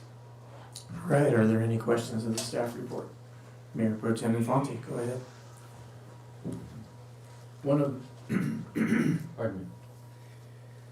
One of the things that we're seeing, as you mentioned, is the drought. Would it be a better rate increase if we left the meter charge alone and didn't increase it, and increase the water usage rates a little bit more, thereby encouraging users to use less? That makes sense? Yes. So as part of, I'll answer this, but I gotta give a caveat first. As part of the process, we have to, that's the cost of service, determine what that fixed and consumption charge is. And so that's our requirement under Proposition 218 as we go through this. So as an example, if we were to maintain that fixed charge and we went through the allocation process and distribution process and push some costs, based on that they're more volumetric or variable related, then that would do what you explained here. I don't think it would help you, because I think you're gonna get hit on two sides then. One is we're gonna have a lower revenue stability because we're having more costs collected through our variable or volumetric consumption charge. In a drought, we're gonna see that come down, which means you're going to lose, quote, lose that revenue on a monthly basis. And I think as we transition rates to a higher consumption charge, you have folks that are going to cut back, right? They're going to see that impact in their monthly bill and go, whoa, I don't wanna water this much anymore. It's costing me a little too much, or whatever it may be, and they're going to try and reduce. So we almost get a little bit of a double whammy there, with people cutting back and then going into a drought, having to cut back more, Gotcha. where I think it would reduce that a little. And the 3-tier probably would help identify to people that they need to cut back a little bit. Correct, yes. One other question, if I may. Your assumption of the budget requirements for the wastewater treatment plant upgrade was, I believe, total of 19 million? 19 million in borrowing, yes. I think there's a little bit more than that, but yes, right in that range. Does that include piping the reclaimed water back into the city? No. No, that does not include the cost. So that's not the total cost, because just reclaiming the water and then having no place to put it doesn't do us any good, right? You as council have not given us the direction yet as to which way to go with the recycled water, so that will be an upcoming item for your consideration, and, yeah, any type of piping would definitely be very expensive. It'd be very expensive. I mean, there's a couple of opportunities that we're looking into, but what concerns me then is if we're off by 10% in that wastewater treatment upgrade because of the recycling, does your rate study fall down too quickly? Let me make sure I understand, in the sense that we don't have that additional capital in there. Right. So I think this carries you through, and I don't know the engineering design piece of it, this carries you through this next 5 years through basically the construction and development of that plant. I would assume that that would be after that, so my answer is I don't think so. We have rates through 5 years, which would carry us to the end of that construction, and then that would be that next 5-year period where you'd be going through a similar process again. Don't kick the can down the road, worry about On that piece. Thank you. Are there any other questions with the report? One, just pure curiosity, have you ever done a study for a city and came back and said you're charging too much for water? Yes, but I can count it on one hand. Yeah, okay. So I was just kind of curious, with the rates that are proposed coming up, why couldn't we just keep them that, I mean, I realize it's only 35 cents, but why not just keep that and maybe apply that to the second year so it's not as much of a jump? What kind of difference does that make? So that doesn't make much of a difference. We saw it was 40-ish cents on the fixed charge, and I want to say it was 4 to 6 cents on that first tier consumption when you compare what we had previously. The challenge is we have to establish that through the cost of service. And so my recommendation is we tie that to the cost of service to meet those Proposition 218 requirements as part of that.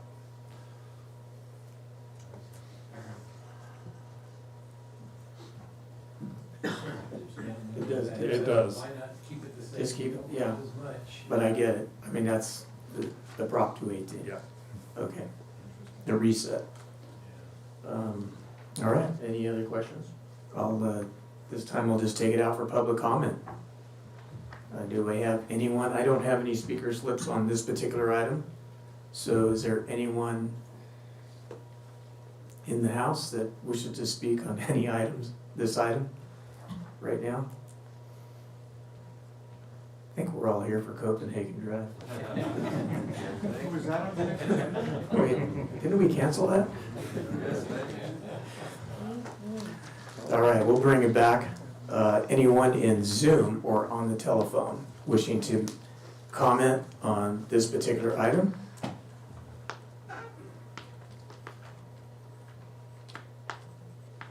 Seeing none, we'll bring it back for final comments and a motion.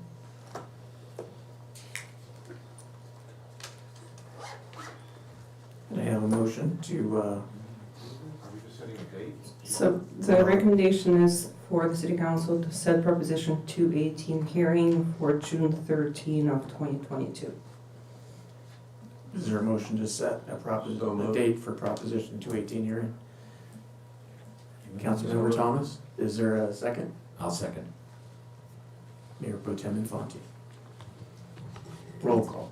Councilmember Clark, Yes. Mayor Pro Tem Infante, Yes? Councilmember Rona, Yes. Councilmember Thomas. Yes. Mayor Uhrig. Yes. Motion passes 5-0.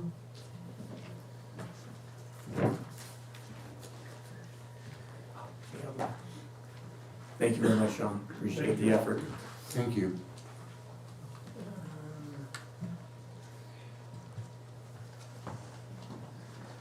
I have a feeling this is gonna be a long time, so I'm wondering if we should take a let's take a little 7-minute break. We'll come right back at 8:25. Yeah, so we'll take a short little break at 8:17.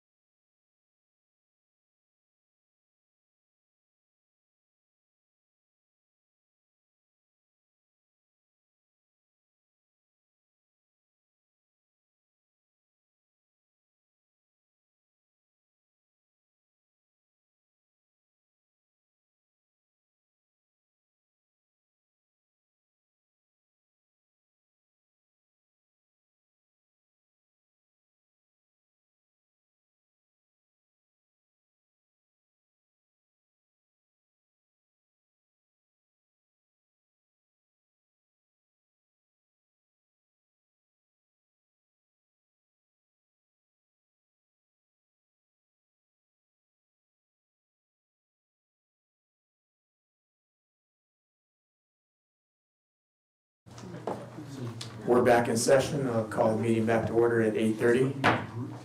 Madam Clerk, would you please read item number 8? Copenhagen Drive reopening plan and outdoor dining temporary encroachment permit program. Receive staff report and A, approve Copenhagen Drive reopening plan. B, approve lifting of temporary outdoor dining encroachment program onto public spaces and direct staff to develop a program to permit businesses for expansion of dining spaces onto privately owned spaces. C, direct staff to continue to work on a project through the general plan update to consider creation of a European-style plaza, either by permanently closing parts of Copenhagen Drive or an alternate downtown location. Thank you, and I will start once again with a background on this topic. There's been several discussions that the City Council has held. As way of background, the Copenhagen closure was established following the COVID-19 emergency, which occurred in March of 2020. In July of 2020, the street was closed originally for the 4th of July celebration, and then the closure was adopted under the COVID-19 emergency declaration without following all of the regulations and processes that a permanent project would require. The closure was extended throughout COVID-19 in order to assist with social distancing and also assist businesses and tourism during the time when there were many restrictions coming from the state about indoor dining, etc. The City Council had originally set a date for reopening as of February 1 of 2022, but that's when we saw that resurgence of COVID-19 had large increases in numbers of COVID-19 and the Omicron type of COVID. So at that point, the Council had postponed reopening and had directed staff to do some rough estimate work to see what it would take for a permanent closure of Copenhagen. A permanent closure of Copenhagen will require us to go through a planning process, which is what we presented to you at the last council meeting on February 28th, which would have to include an EIR and traffic study in order for us to process that application. So with that, we recommended that if any permanent closure was going to be implemented, to have this process be combined with the general plan update, because we are really in the same time frame, and the general plan update looks at the entire city and the TRC area, and that would be the best vehicle for consideration of a major project like that.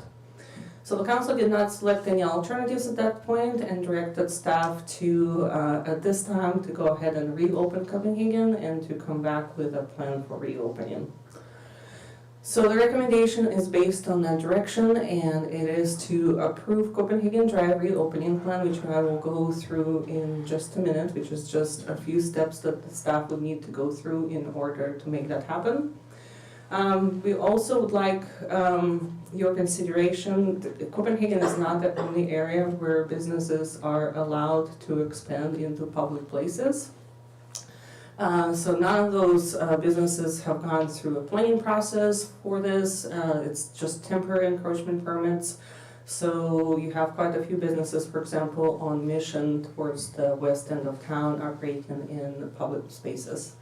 So the recommendation is that if you do direct staff to go ahead and reopen Copenhagen and not allow parklets in the dining space, that you also equitably think about potentially pulling those temporary encroachment permits from the rest of the downtown area. And then the last recommendation is to direct staff to continue to work on a potential project through the general plan update, where there is a lot of public interaction and discussion, and consider whether there is any area, either where the Copenhagen is closed now or anywhere else in downtown, that may be feasible and desirable for the community, to consider creation of European-style plaza, which has been talked about for quite a few years in Solvang, but that vehicle of going through a general plan update would really allow us to have all of those meaningful conversations and have all of the studies done in order to consider a project of that size. So for us to be able to go ahead and reopen Copenhagen, we are recommending giving us about a 5-week time frame with a target date of April 18th.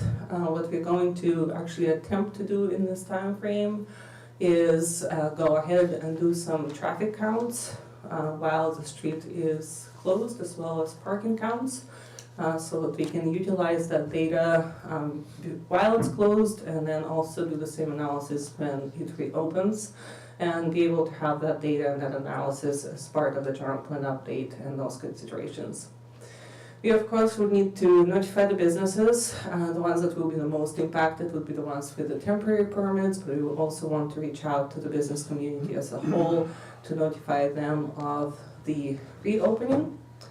We would need to allow adequate time for temporary permittees to remove privately owned materials. We would also need to remove city-owned materials, which we have the pergolas, the tables and the chairs there, primarily the pergolas. And then Public Works would clean and prep the roadway, including restriping on the street parking, and would remove barriers and then finally open to traffic. So that's our 5-week plan that Public Works feels is reasonable for them to go ahead and achieve as far as making all of those physical changes. Among the alternatives that we had included in the report would be if you do decide to potentially, for example, allow some kind of program for continued outdoor seating, that you would consider that for all of the businesses, that we would come back to you with recommendations for potential fee structure. And if that's an alternative you decide to go with, we will go to design review committee to establish guidelines for that. But obviously, if you do allow any kind of parklets, either on Copenhagen or throughout Solvang, that would continue to take up some of the public spaces in the public parking. So once again, that's our report, and these are the recommendations from staff based on your prior direction. We are here for any questions. Thank you. Are there any questions of the staff report at this time? About allowing outdoor seating and encroachment, is that limited just to the parklets as we have seen them, or would that involve sidewalk space, or would it be on a case-by-case basis? What would that look like? It would depend on your direction. The majority of the sidewalks, the way that they're structured right now, can't accommodate the proper passage. So wherever the sidewalks could accommodate the passage, the city has already issued those temporary encroachment permits. So for example, in front of Red Viking, there's enough of wider sidewalk that was able to accommodate some tables there. And those permits right now for, I think, I read 13 businesses on Copenhagen. About so, yes. There was more than that overall, but I think it was 13 just in the closed area right now. That's correct. At least 13 or 14. There's 19 total that were issued.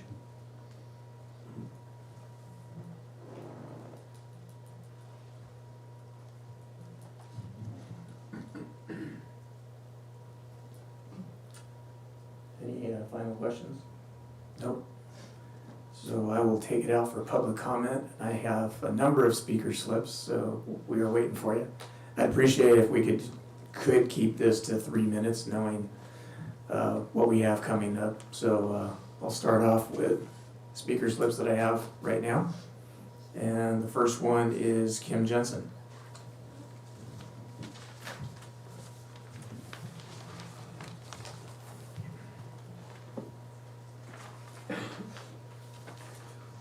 Thank you, Mr. Mayor. Council members.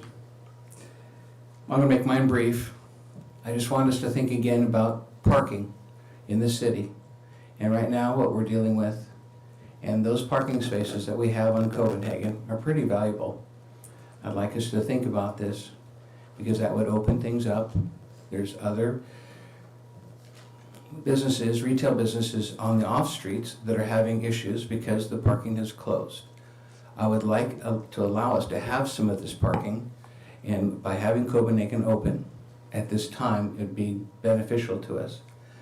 I'm not saying no to closing Copenhagen at a point in time, but right now we don't have a true plan. And I think the priority is, as we've seen tonight already, there's other priorities that should take up your energies. And Copenhagen is a low priority, in my opinion. So I do want to have Copenhagen maybe be that place sometime, but let's do it right. That's it. Thank you, Ken. Next, I have Bent Olson.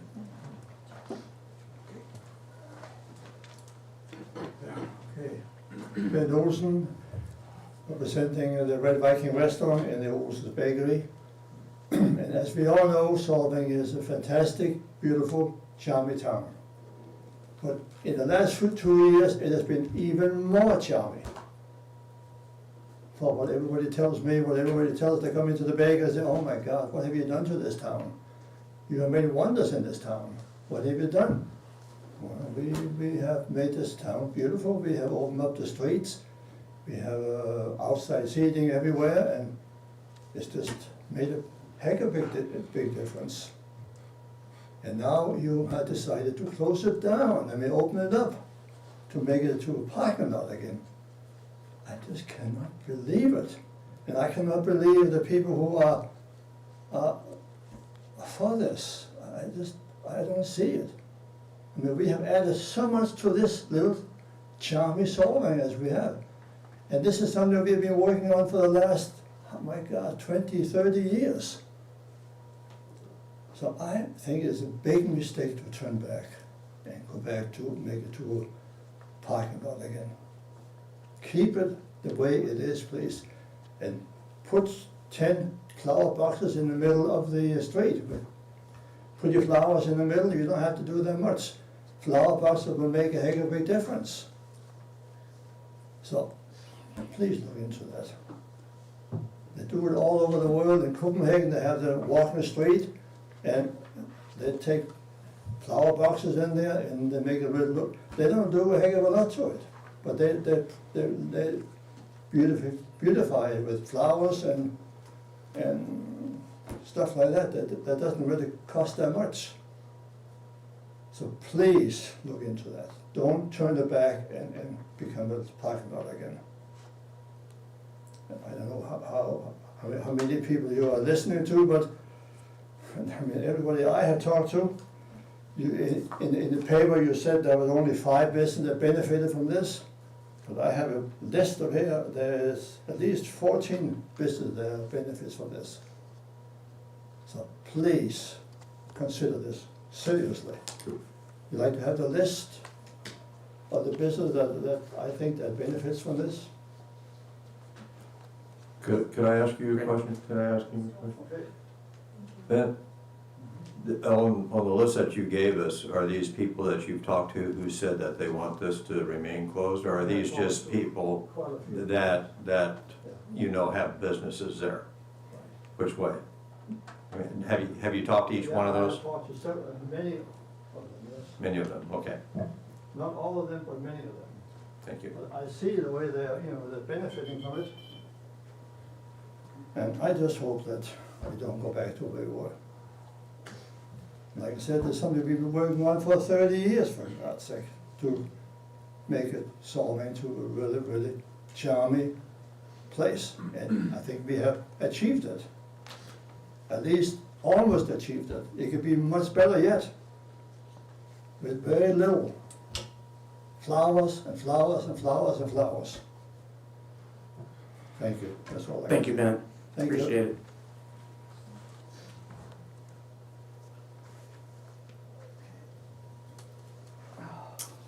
Next speaker I have is Eric Hutchins.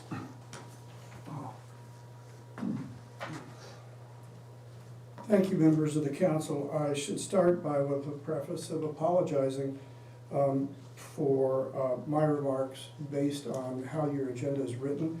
I was unaware that the decision had already been made to open, and so my comments have to be in the same vein as the previous speaker of urging you to reconsider.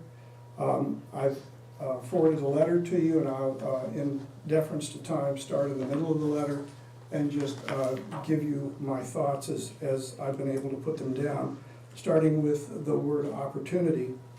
Both wisdom and reason compel the members of this council to seize the opportunity offered by events beyond our control and move forward toward the creation of a central pedestrian mall on Copenhagen between Alisal and the public parking lot.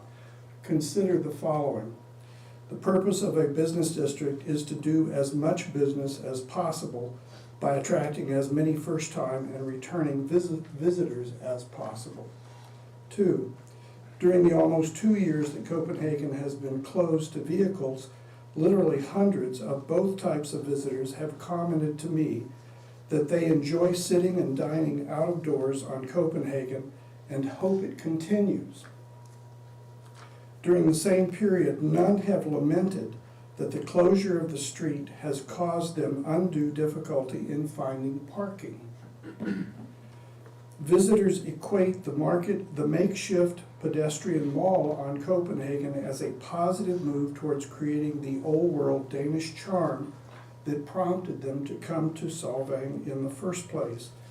I urge you to seize this opportunity and take a minimal next step at this time towards creating a central pedestrian mall on the portion of Copenhagen now closed to vehicles. The last 2 years make it clear that the positives of doing so far outweigh the negatives. Please see my attached letter dated 1/27/22 suggesting how this can be done tastefully and at minimal expense.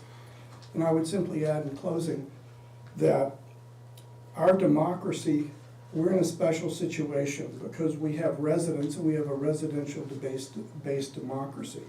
At the same time, we are extraordinarily dependent on visitors. And so we have to consider, in the spirit, if not the letter of democracy, how do we incorporate the opinions of the people on whom we depend as a community? And I can tell you quite honestly, and I was prepared for it to go either way. I would be reporting to you tonight that people hated it and they were upset about traffic if that was in fact the case. But we have had nobody, and which is extraordinary. Where do you find that kind of consensus anywhere in society?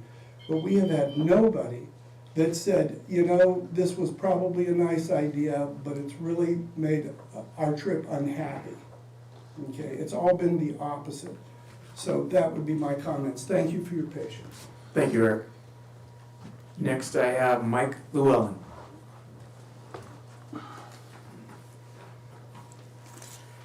Hello. Hello.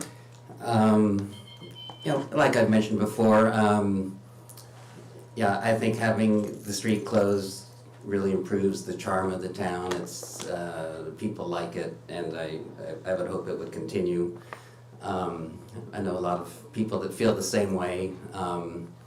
Friends that I've talked to that want to open it back up to cars. The one thing that pretty much everyone has said is, well, I'm not really against it, I just want it done right. And I've heard that pretty much from 100% of the people, I think, that are not, who want to open it back up.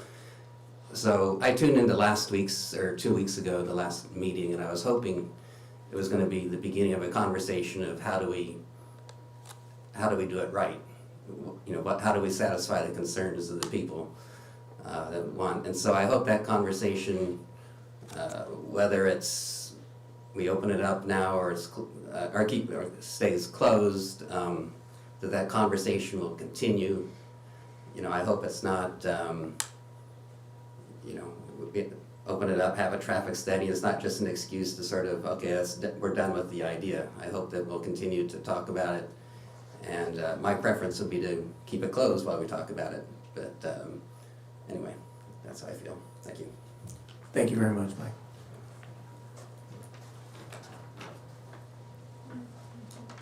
Next, I have Jennifer Sony.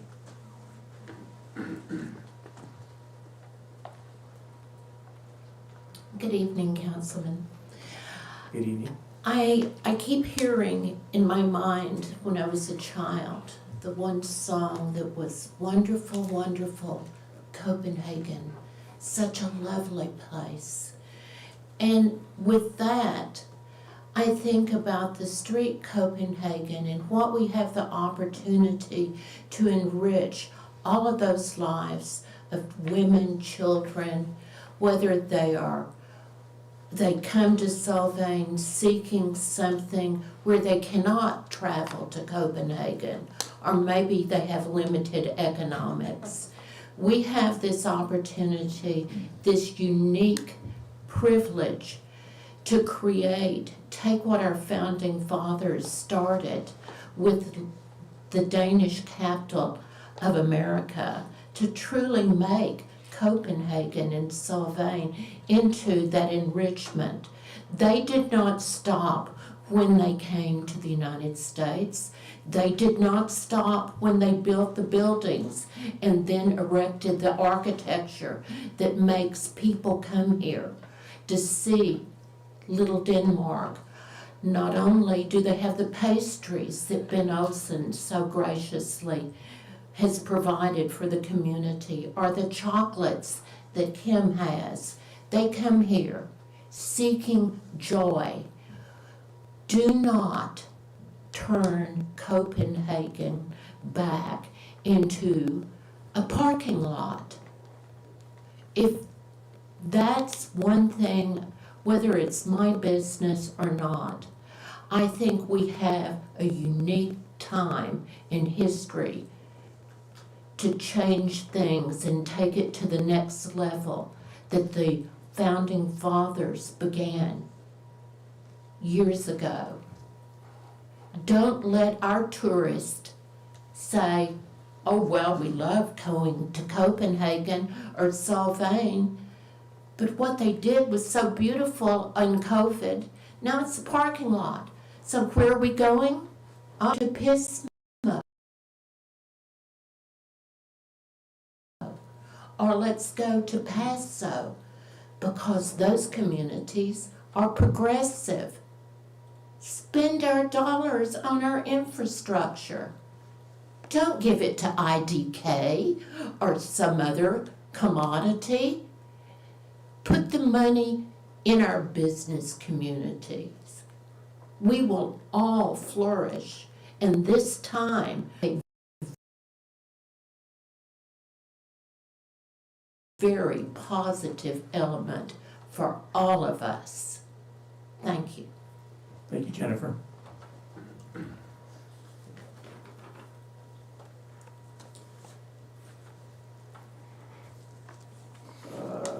Next, Daniel Sims.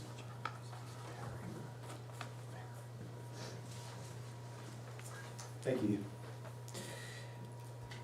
I'm here on behalf of Kenny Lama, and I know that there's nobody in this town that doesn't know him, at least from my experience and what I've seen so far. And over the years, he's become a good friend of mine, and I've spent a great deal of time here in Solvang. And I remember initially when Copenhagen was closed, the first few days I found it be inconvenient for me because I was driving into town and looking for some place to park and going to his store. I have come to realize a number of things. One, that the benefits of Copenhagen being closed are the benefits that are not only realized by the business owners on Copenhagen, but by the entire city. To be walking on Copenhagen right now is automatically going to be walking more slowly. They're going to be taking their time more. Copenhagen is attracting the people that want to come, and they have one person or two people sit and rest at the tables while their other party members are shopping. And by definition, that means that the whole entire town is going to reap that benefit because more people are coming here for that reason alone.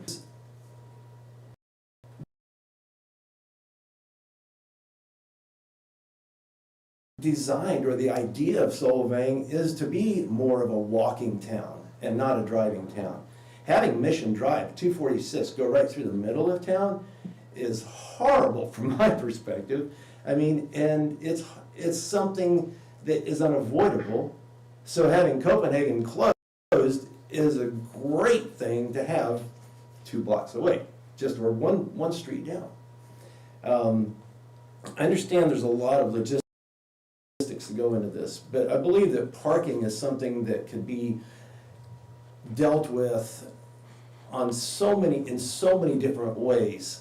And parking And the available parking spaces in front of the stores on Copenhagen, in my opinion, should not come into the picture as a deciding factor for reopening Copenhagen. I think that's a poor basis for making that decision.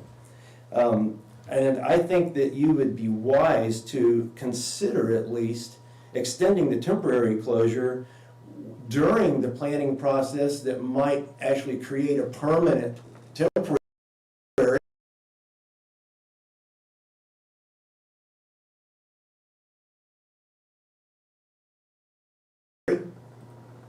Don't make it permanent right now, but extend it. It's already closed. And it can't cost the city more money just to keep it closed, especially when you consider striping and sealing and everything that it's going to take to get the street reopened again.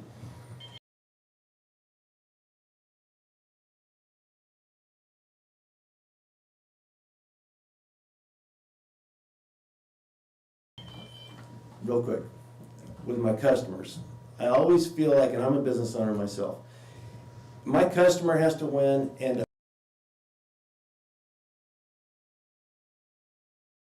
I have to win, or nobody wins at all. Because my customers always come back to me over and over and over again. And they won't do that unless they feel like they're winning. And they won't be good customers for me if I don't feel like I'm winning. Keeping Copenhagen closed is a win-win for everybody, I believe. Thank you. Thank you, Daniel. Chris Esco. Good evening, councilors. Hey. Good evening. Oh, I have been not a public speaker of any kind, not even close to be good. But on behalf of my beloved Mr. Esco, he's out on the trip in Orient. So I feel like to speak out his concerns and his gratitude towards this city development or city restriction or city promotion, you call it. Due to being a not good public speaker of any kind, I will just read off the 4 points he wrote to me. And I'm sure when he's in present, and he would do a better job than what I'm doing for him. So the 4 points allow me to spell out the 4 points. Point 1, he states that business has been increased since the road closure over this past year or more so. And he is very happy to see that we're doing, not even surviving or striving, we are doing our best over the compared to previous years. Oh, this is a blessing. But we are trying to ask the city to see if city can help us and grow our business together with the beauty of the closure of the road being closed, so we can go on and grow with clienteles and business coming into town. And point 2, with the closure, people are more relaxed. I see that personally every day when I receive customers coming into the stores, walking in the street. They are pleasant to be in Solvang. There's no disappointment for them to come in. Maybe prior to this road trip to Solvang, they already know Solvang is beautiful. So why not just allowing them to come in and explore Solvang even more with road closure?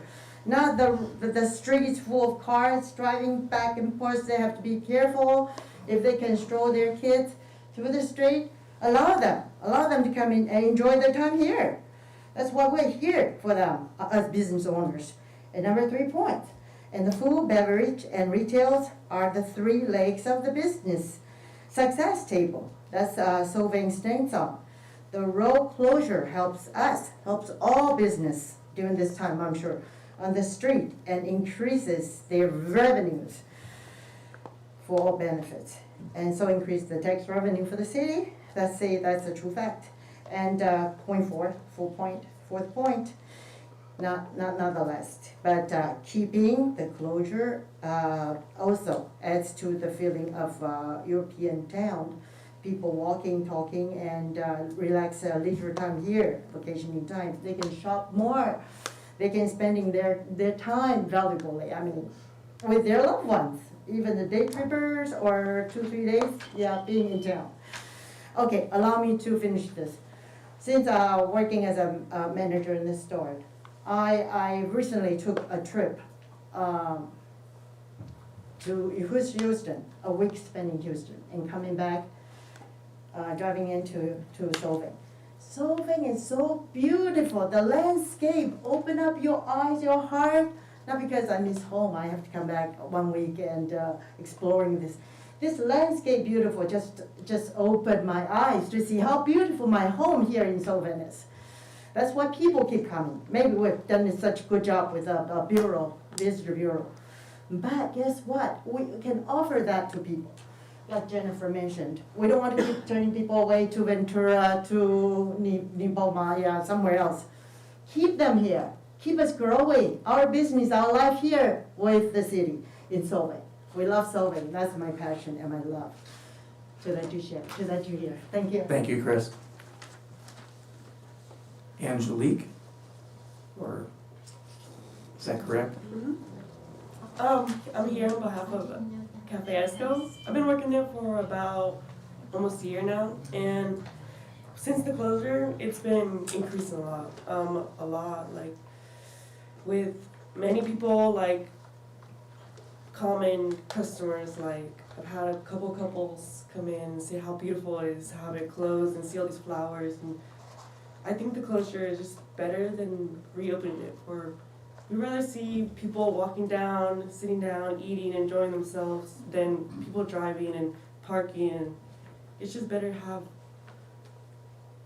beauty than cars driving by. That's what I have to say. Thank you. Thank Thank you. That's the last speaker slip that I have. Is there anyone else wishing to comment on this item that didn't give me a speaker slip? Seeing none, take it out to Zoom. It looks like I see a hand raised. Amanda, you could state your name. Hi, I'm Amanda Marsh. How are you guys? Good. Can you hear me? We can hear you. Okay, good. Hi, I own Cali Love Wine on Copenhagen. And so I personally work 7 days a week with tourists and customers, and we are a tourist town, and I've had an overwhelmingly positive response to the street being closed. It makes it safer for everyone, old, young, children, animals, and since we are a family-friendly tourist town, I don't know why we wouldn't listen to what our tourists want and what make them keep coming back to Solvang. Thank you. Thank you, Amanda. Is there anyone else on Zoom wishing to comment? Bring it back. Remy Aaron? Kerskov. Oh, I'm sorry. Remy? Sure. Go ahead. Rennie Haskell, Solvang business owner. I'm going to go back to, you did one survey that showed that residents and businesses overwhelmingly wanted a pedestrian street on Copenhagen Drive. You didn't quite like the results, so you did another survey. But yet again, it showed that the majority of residents wanted a pedestrian street on Copenhagen Drive. Then you said the sampling was too small and the survey didn't reflect reality. Ironically, if you listen to the last city council meeting, Infanti will quote parking as the #1 issue mentioned in the exact same survey. So when you like the results, the surveys are important. When you don't like the results, you dismiss the survey. Then Infanti told us there's only 4 or 5 businesses with outdoor seating benefiting from the closure. The truth is, it's at least double. Then Infanti told us that retail businesses don't get customers in because they walk in the middle of the street. Ladies and gentlemen, I can tell you Infanti has never talked to any of my businesses about Copenhagen Drive. And as a matter of fact, most of you haven't, and I'm not alone. But let's put survey and exaggerated statements aside. Beyond residents, we hear it again and again, that tourists like the pedestrian street. I even told you that maybe there could be a way to work towards 0 cost for the city. But no, you will not hear it. Now you're going to vote to order Bent Olsen, Llewellyn, Belgian Cafe, Solvang Restaurant, Sausage Garden, Lions Peak, me, and others to pack up our encroachment on Copenhagen Drive despite its popularity. And here comes my question regarding the reopening. City Clerk Anna Marie Porter told me on January 27th in writing that, quote, there is a public works temporary encroachment permit issued to the Solvang trolley to use 5 parking spaces. This is similar to permits issued to businesses operating in public spaces in Copenhagen. So if it's similar to Ben Olsen's encroachment permit on Copenhagen Drive that you're going to revoke in a few minutes, I assume it's a similar revoking of the trolley's encroachment. Similar. I just want to make sure there's no favoritism and or unfair advantage here. It will look strange if the business owned by a city council member is the only business left with a similar parking encroachment tomorrow. And I think the last thing I want to say, this whole idea that Solvang is not broken, so we should do nothing and cut costs until we reach our own demise, that makes us sound like Kodak executives. It's not the way to go, and it's not for the future. Thank you. Always a pleasure speaking. Thank you very much, Benny. Is there anyone else out in Zoom at this point wishing to speak? Bringing it back. I know I saw a hand in the very back. Come on up, Aaron.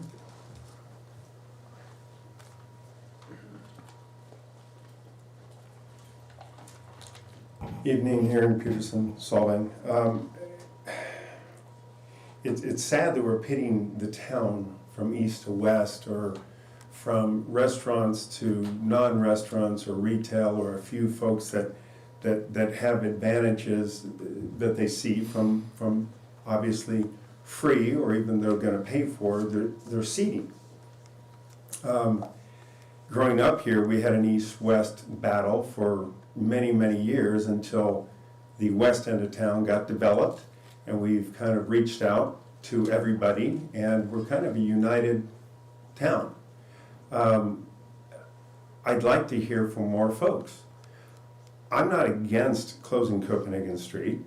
I'm not for closing Copenhagen Street. I don't think we have enough information. We did it as an emergency basis, like a lot of towns did. Half of them have opened them back up, half have left them. I've got restaurants in Santa Barbara in the harbor. They've taken away our seating outside. They've said, we're done, the emergency's done. It needs to be studied. It needs to be looked at. There's no emergency to get it done. We need to do it right. Or does it not impact 246, Oak Street, Viborg, Elm Street? Maybe it doesn't. It needs to be looked at. I would encourage you not to open it back up on the 18th of April. I would push it out to May 1st. Get through Easter. Get through spring breaks. Do your study now on traffic. Open it back up. Do your study on traffic then and your parking.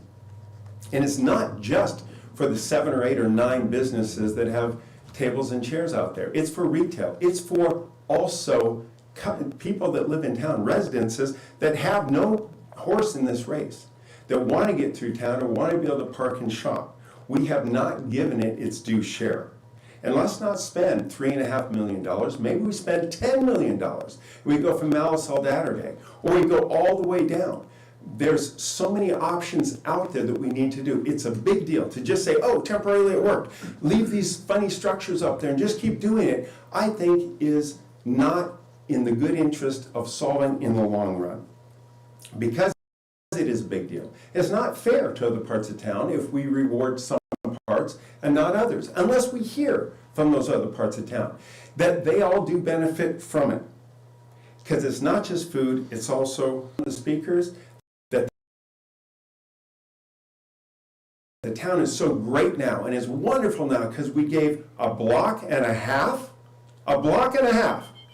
We are 9 blocks by 3 blocks, and we give a block and a half, and that made Solvang this wonderful place. We need to look at it seriously, take our time, put a committee together of 20 people. Get the people that live in town, get people that don't have businesses on Copenhagen, get folks that have businesses on Copenhagen, sit in a room, and let's figure this out and figure out how we're going to finance it and come up with a good solution for everyone involved.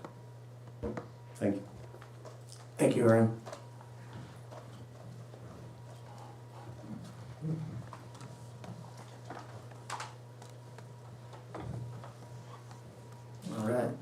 don't see any other folks wishing to comment on this right now. So we'll bring it back for final comments to our council. Any comments?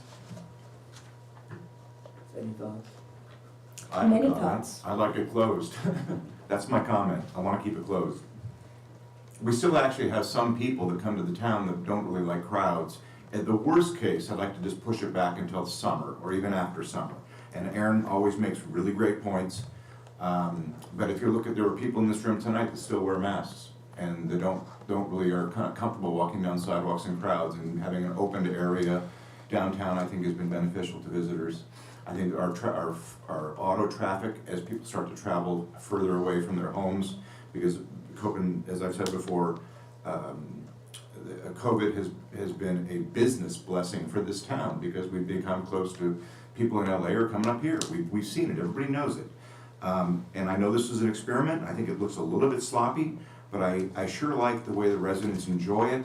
The thought of everybody going back indoors to eat, I don't know, I've just gotten so used to seeing people outdoors having a really good time and enjoying the fresh air, especially in California, and to what it offers. So my vote would be, I would like to keep the street closed. Yes, I like Aaron's suggestion of postponing this and get through Easter Sunday, just because that is a very big weekend for merchants.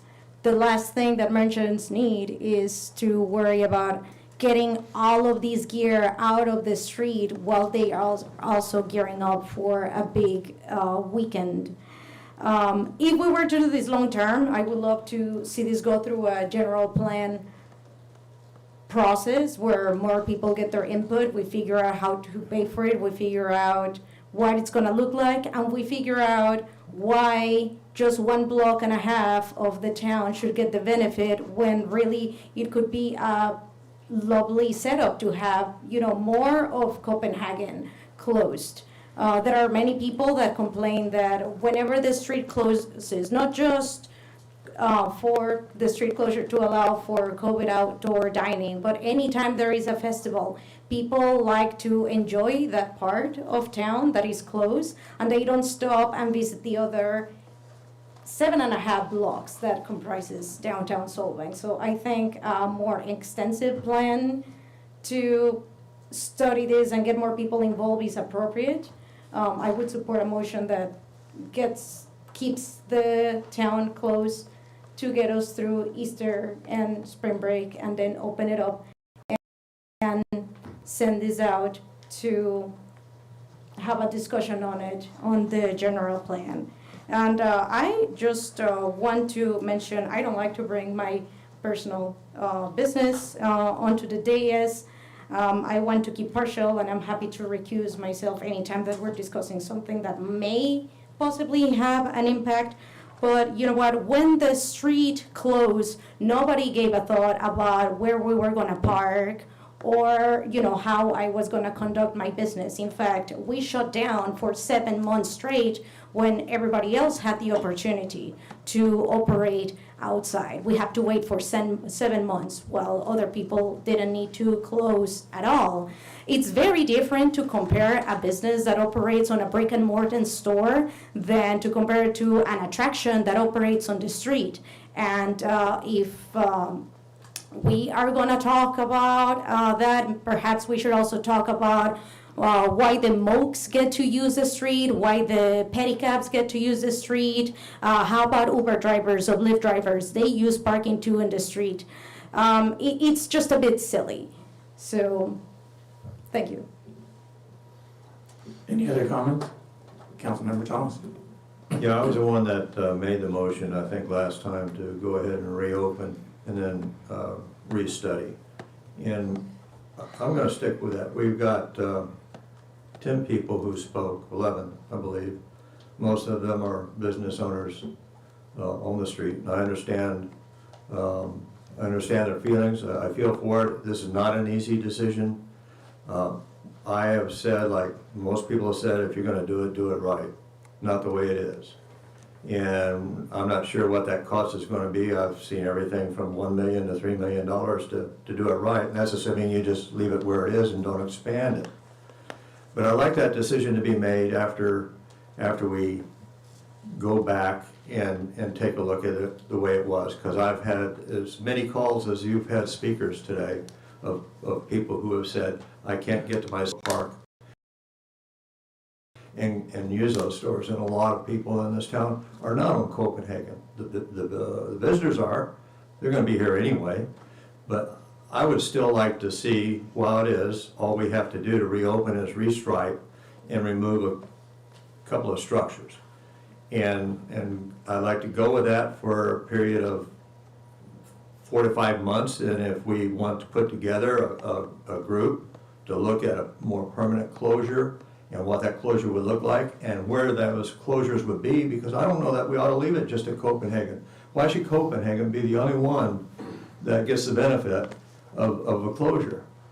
What about everybody else in their stores?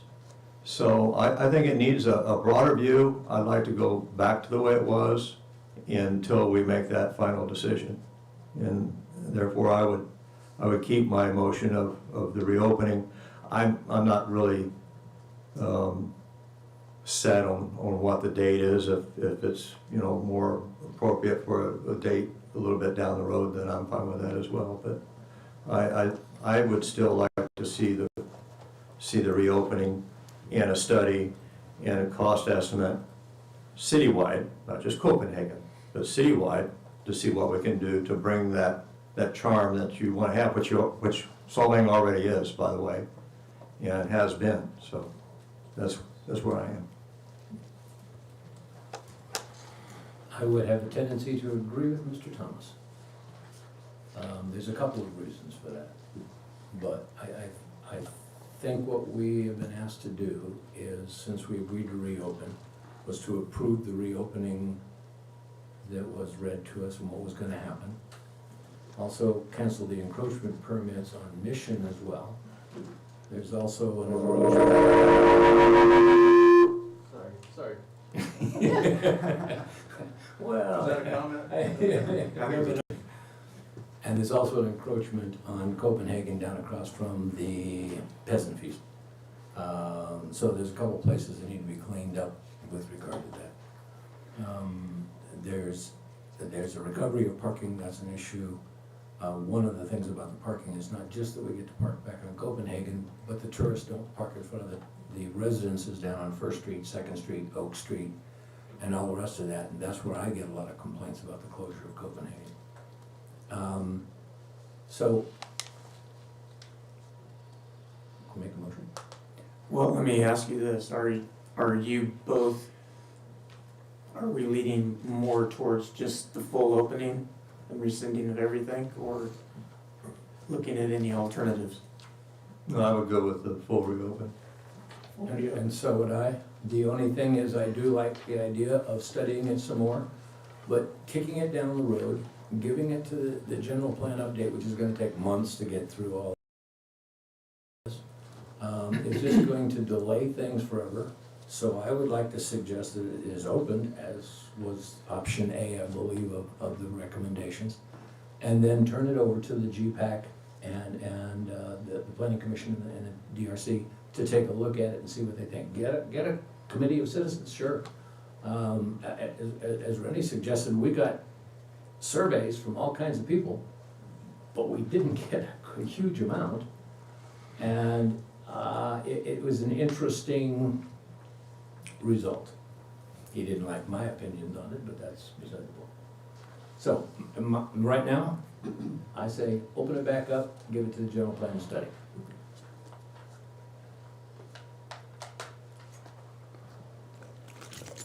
So C being part of the motion to work on a project through the G plan update, or not?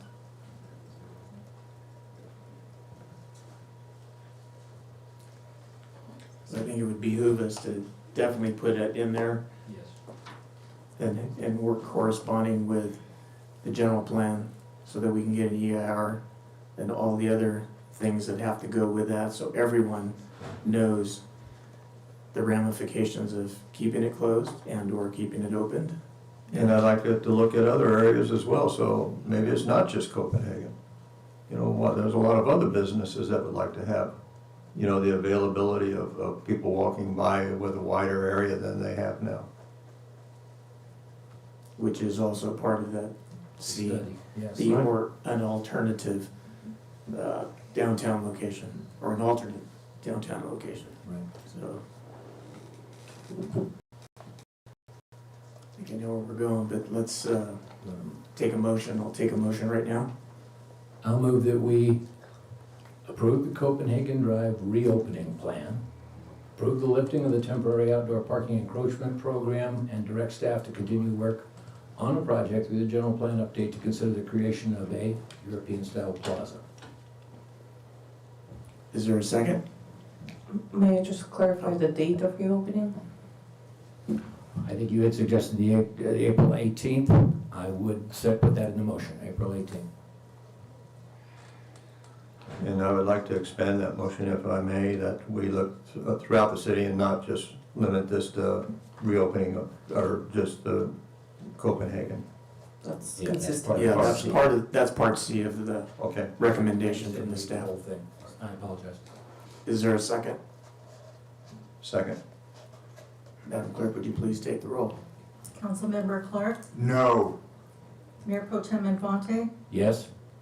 Councilmember Rona, Yes. Councilmember Thomas. Yes. Mayor Uhrig. No. Motion passes 3-2.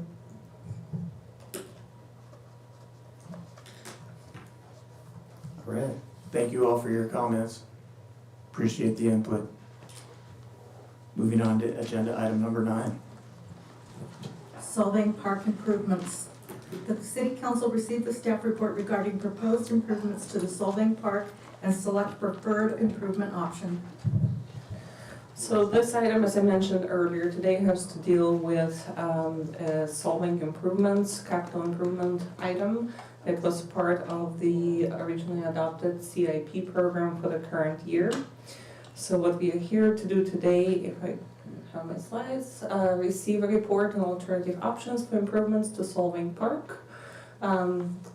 As originally presented, the CIP was proposing a shade structure, but there was minimum amount of study done on that, or what type of structure. So now Roger has done more work on that, and we are basically proposing a couple of different options for either continuing to work on a shade structure or having some direction to potentially work on the ground and having an alternative pavement project. As with any significant improvement to city infrastructure, we would propose that the project would go to the design review committee for final review and recommendations for the look and feel of that project. So what we are looking for today is your conceptual review of the two options that Roger will walk through, and then we'll continue with the next steps if there is a selected preferred alternative. Thank you, Zena. So the recommendation today is, as Zena mentioned, is to receive this report on the alternative options and select an alternative for us to review or not do anything. So go to the next slide. So current fiscal year, we have a project. It's called the Solvang Park Shade Improvements. Current budget is $40,000, and it was the proposal was to construct a shade structure. We looked at the condition of the park and what the park needed. So the grass is in distress, based on heavy use, with drought, some minimal watering and some other almost abuse for a grass, a turf style park that we want to have. Mainly. When we use it for a lot of events, if those events occupy the park for longer than a day or two, that restricts us from being able to water the park. And during the 100-degree weather that we see in the middle of the summer and in the fall, heavy traffic and no watering is not good for a turf park. So we looked at a couple different alternatives. Currently, we're working on a maintenance project to resod about a third of the park. You might have seen it ongoing. They were trying to keep people off it for 4 to 5 weeks, so that we can allow that sod will go down tomorrow. And so we want to establish that sod and then open it back up by the end of April is what we're looking at. At the same time, we have a piece of sidewalk that's been uplifted that we're gonna repair. It's been pretty severely uplifted with pavers. And then we'll do some minor repairs at the gazebo as well, some repainting. One of the handrails is loose, so we're gonna look into that too while things are closed down. The access to the gazebo is closed down as well. So, and this part of the project will be completed with the current park maintenance budget, so it doesn't hit the capital project. But we also assess the additional needs for the park and what we needed to do, as I mentioned. So we go on to the next slide. So what we're proposing, what we looked at is possibly putting in some permeable pavers. There's a deck, there's a composite wood deck that's been placed there. My understanding is it was placed there because there were some trees that were there. The roots were uplifted and on the surface of the grass, causing a trip hazard. So they said, okay, well, let's put a deck over it. Well, that deck killed the trees. Now the trees aren't there. So it's kind of a series of unfortunate events, I guess. So we had to take the trees out. So we definitely want to take that deck out because it's a little odd sitting there and it doesn't really have a place there. And what we're looking at doing is replacing the deck and a little bit of the turf and expanding that area and creating a kind of a hard surface permeable paver area, which will allow for larger events. They can set up tents there if they're going to be there for a longer duration. And then that will allow us to water the park during those times too. We water it at midnight every night. So if people leave stuff on the grass, the tents and vendor tents for other things, it's going to get soaked if we water it, and the sprinkling's not going to get to everywhere in the park. So we want to. This will allow us to better maintain the park. The permeable pavers, again, it'll allow the water to soak into the ground, and it solves kind of two issues. There's another issue where the park seems to slope from Mission Drive, and then it gets to that concrete alley, and it kind of stays there. So that's created, during the wet season, it's created kind of a mud type, it gets a little muddy, and if we're having folks there for Yule Fest and other things, that also is damaging to the turf and kind of creates a bit of an issue. And then also, since we are creating some additional hard surface, putting permeable pavers solves one of our stormwater permitting issues, which is to allow that. We are allowing the water to soak into the ground, so we can get credit for that. So that's why we're proposing the permeable paver. The proposed estimated costs using a contractor and staff, it listed as $55,000. It's actually $65,000. But with the $40,000 of the park project, we would need about another $25,000. But that is to have a contract to do the whole thing. We're proposing for city staff to do a lot of the demo and some of the excavations, so I think we can come well under that. But if we, I think I would feel more comfortable if we have the total of $65,000 available to us, just so that we can ensure that we deliver the project. Another item that we look. So the deck removal, what we're looking at, here's an aerial view of Solvang Park. So that's about the area we're looking at. And then this was a picture that I took with my phone from the gazebo. So we would take that grassed area as well. We would expand that area. That would also allow some of the other events that we do, the movies in the park and some other things that allow for the setup of tables and other structures outside the grass area, and then allow the grass area to be for seating. So that's what we're proposing. The other option, we can do both. It's only money. Let's turn the park into a baseball field? Yeah. Well, okay. This would, yeah, sure, let's do it. I love baseball. Big Red Sox fan. Don't hate me. But bust up. We did price out a shade structure, a cantilever shade structure, so the posts are on one side and it kind of stretches over so we could provide shade to, so where some of the picnic benches are, is what we were looking at. And we received cost for that, and that cost came in at about, to deliver the project, it would be about $75,000 for a 30-foot structure. So it's that steel. Steel's really expensive right now. It's kind of a, it's.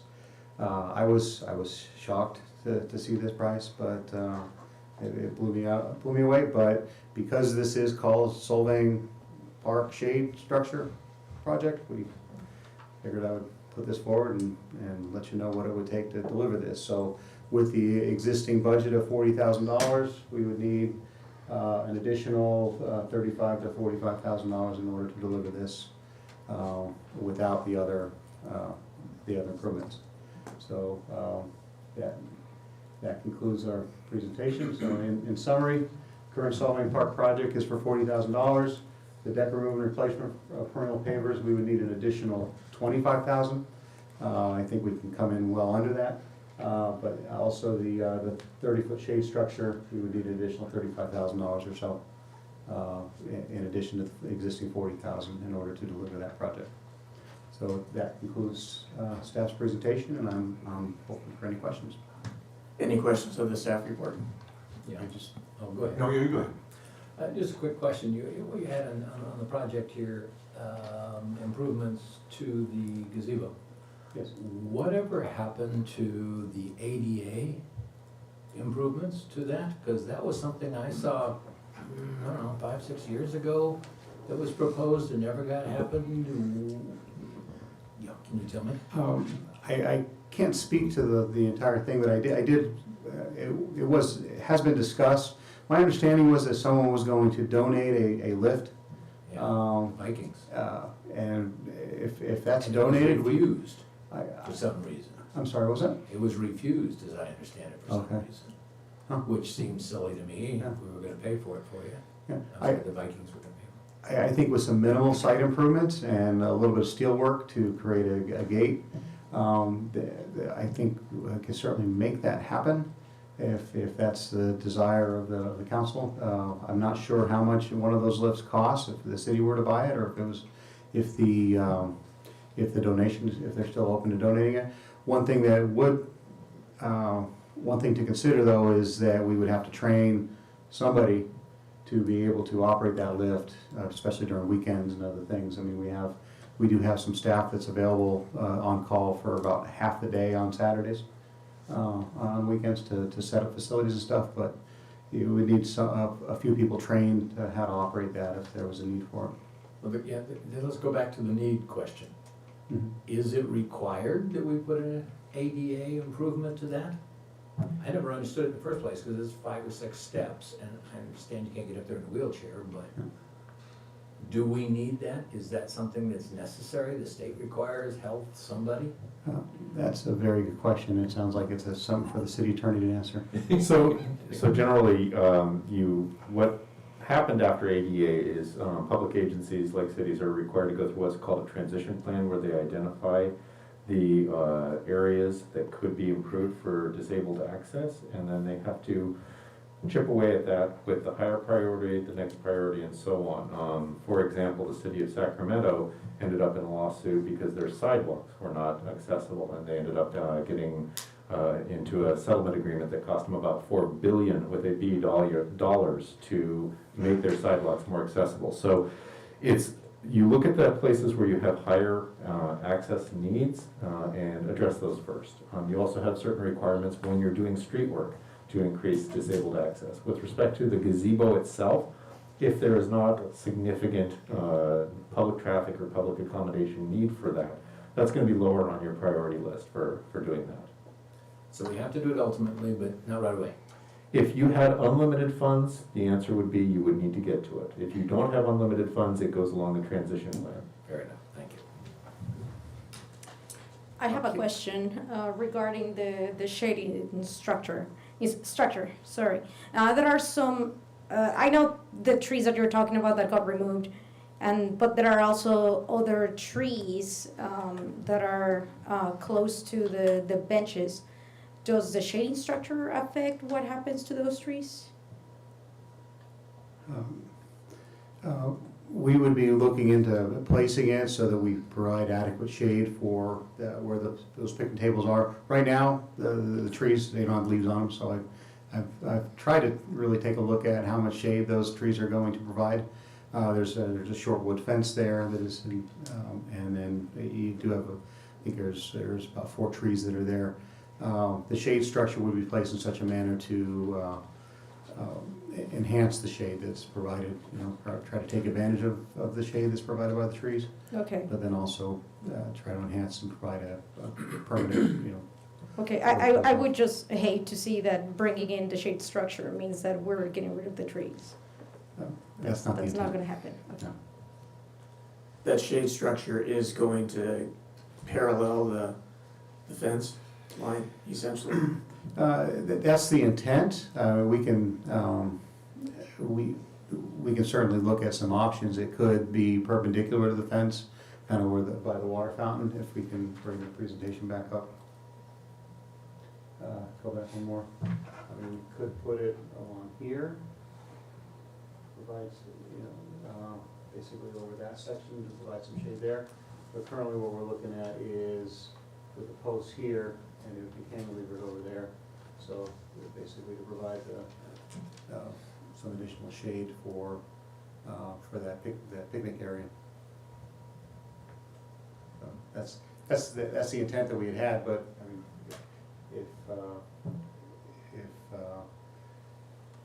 if the sun is generally coming from the south here, so we want to try to take advantage of that. We put it along Mission. We're basically going to be shading the sidewalk and the street. So that's not really what we're trying to go for. And Councilmember Clark, I jumped in on you. You had a question. That's right. I'm curious, what are your plans for, that deck is not that old. What are your plans for doing with material once you've demoed it? We would assess the material and look into reutilizing it at a different part. I would encourage you to do that. is. It's just about $15 a square foot, Mhm. and if they can just keep the screws holes real nice and clean, Yeah. it can either be resold, or it can be used for other places around town. I'm sure we can find uses for that stuff. I'm familiar with the decking very, very well, Okay. and it's pretty valuable. Okay. Yeah, the intent is to take it apart with some screwdrivers, not a backhoe. Great, Okay. good, Okay. thanks. So I had a question, just maybe related to one of our speakers at our last meeting, related to if we were gonna do something on Copenhagen and the trip hazards that permeable type pavers can lead to people and walkers in canes. And I'm just wondering if, instead of using the ones with the kind of the concave edges or rounded edges, if it was all flat, does that make a difference? Yeah, I believe it does, and now the selection, we're trying to maintain a consistent look of the brick, but I'm looking to try to not use that kind of the pillow top type shape, but get it as flat as possible. I've talked with the vendor a couple times on different projects, and we would certainly consult with them, but if they only provide the ones with pillow top, they can be installed upside down, which provides a flat edge. Right. So that's what a lot of people do. So we certainly can do that. Okay. But there is going to be a small, what's proposed is a small gap in between, kind of like the grocery store that's on New Frontiers? Yeah, the New Frontiers grocery store. You've been in their parking lot? Yeah. So they have some larger pavers, so they're drivable, but those are permeable. So you see the little gap in there. You can see little stones in there. That's permeable pavers, and that's kind of what we're proposing here. So it takes, the reason why it's so expensive, you got to dig down about 18 inches to a foot to 2 feet to put some gravel in, and then you kind of build your way up. So one other question related to placement of the shade structure. Mhm. I know a while back, maybe 3 years ago, Fred had come up with some thoughts on redoing Solvang Park. And so there was gonna be a stage right up there, about where the water fountain is now, and there was some other little things coming up with different ideas. Has that ever come back for some discussion? Because I know at the time, the council had decided that they didn't want to go ahead with that project, but it was a nice looking project, and just wondering if we could take a look at that, something that they had, because he had designed it, and that's a thought. I can speak to that. There was a desire at the time to make some serious improvements and really enhance Solvang Park, because it is a central location and would benefit the city. Fred had done some drawings, and the item was subsequently brought to council, at which point the cost was rather high. It was basically pushing $700,000 to do some of those things. So the project halted at that point, and it has not been brought up. During the last CIP development, we put in just a project for a shade, which was supposed to be just a kind of a stopgap measure, and the shade at the time was actually planned to be covering the stage, the wooden stage. So it was about $40,000 to put a cheaper type of shade that's kind of like a parachute looking structure, just to temporarily, give it some shade. It's not necessarily something that would give it the look that you would necessarily want. So we kind of reassessed before moving forward with it and wanted to bring it back to you to see if there's a project. So we want to see if you want to do any of these projects at all to improve it in the meantime. So that's how we came up with, we could just improve the ground staging for the time being, unless there's ever a desire to do a much more costly project. And we also looked at the structure component, where to best potentially place it. But as I mentioned, I think these are significant improvements. And for example, I don't know if this look of, if we can pull it up, is necessarily what you want in Solvang Park. So I would recommend that before moving forward with any of these projects, we do take it back to the design review committee and come up with something that looks nice, and then come back for final approval. Right. Looks like it does, right? But I would encourage you to, at this point, not to come off of the CAP and the financial planning and just choose potentially one improvement this year, since you already had a project, and then consider again your priorities as we move forward with the financial plan development. So just lastly, I just wanted to confirm that the sidewalks that are being repaired are the ones basically adjacent to where the deck is right now, in that area there?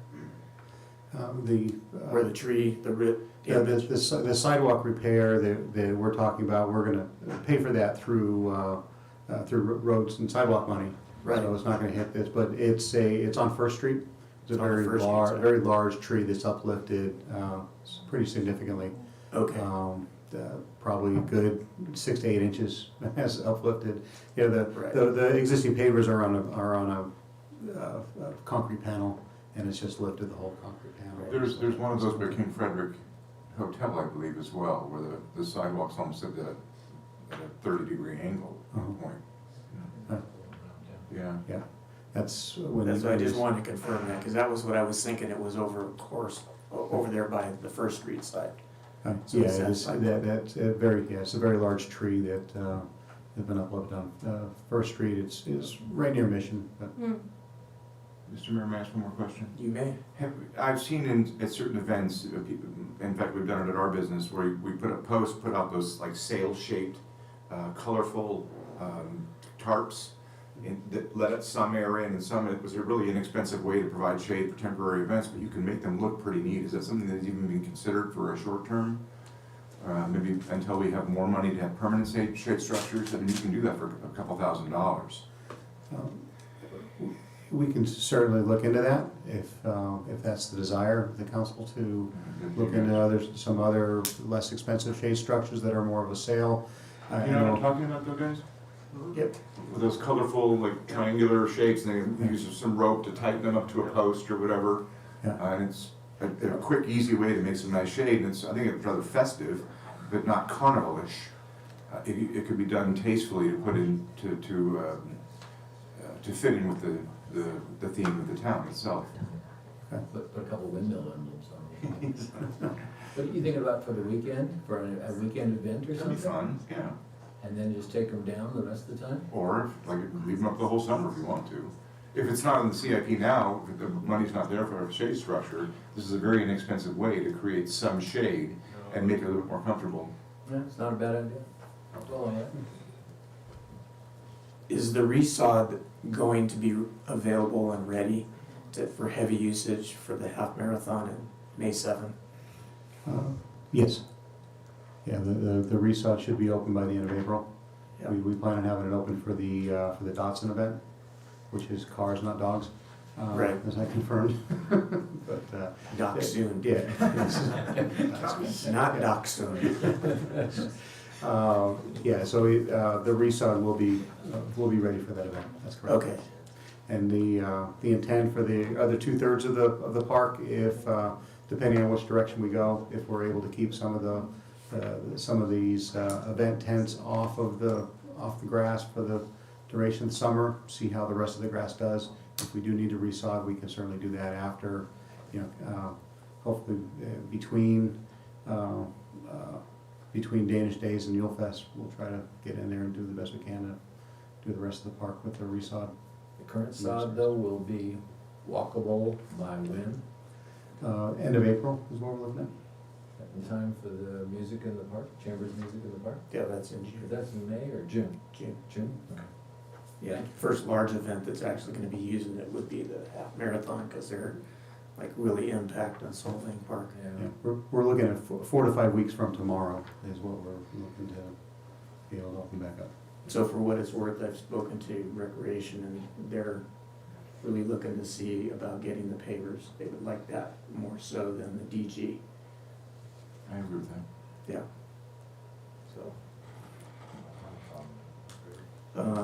So any more comments? And I'll take it out to public comment right now.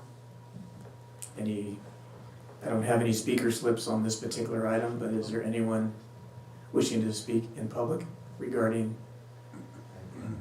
item 9? Oh, I saw his hand go up partially. He was not sleeping.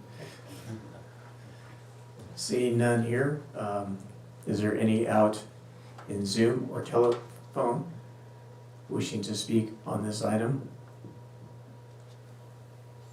Seeing none, bring it back for final comments and or a motion. Entertain a motion.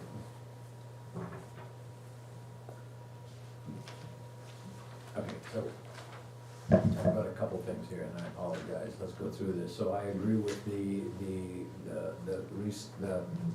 paving in the park. So I'll move that we have the paving in the park. To reevaluate the shade structure as far as its design, because it's kind of ugly. I think that's it. Well, I was also wondering, does it make sense to put the shading on the benches, or does it make more sense to explore the shading, say, across the gazebo when, I'm sure people would appreciate the shading for events like Music in the Park. What's the thought process behind putting the shading on the right over the benches, just because that's where people hang out? The thought process was to put it by the benches and the picnic tables to try to, for if people want to sit down and have a picnic, they can have some shade. If they're on the grass, they can go by one of the trees, and some natural shade is there as well. And those originally will be the ones like Robert was talking about, the canvas ones initially? I think right now we need direction from you whether to go forward with either one of the options. The budget is closer to covering only one of the options versus both options. If there's a desire for us to just look at some type of very cheap structures that are just hung up, there are not structures, just basically material or cloth, we can work with DRC to come up with something that looks nice at a minimal cost. So we'll edit the motion to say that we accept a permeable paver. Alternate number 2. Alternate number 2. Yeah. Is there a second? I'll second it. Can we have a roll call, please? To clarify, please, does that include budget adjustment of $25,000? 25,000, yes. As amended? Thank you. Councilmember Clark, Yes. Mayor Pro Tem Infante, Yes. Councilmember Arona, No. Councilmember Thomas, Yes. Mayor Urick. Yes. Motion passes 4-1. Mr. Mayor, we need a motion to I was continue just, the meeting. I'll make a motion. you want to make a motion? Should we continue the meeting after 9:30? All right, is there a second? I'll second. May we have a roll call, please? Councilmember Clark, No. Mayor Pro Tem Infante, Yes. Councilmember Arona, No. Councilmember Thomas, Yes.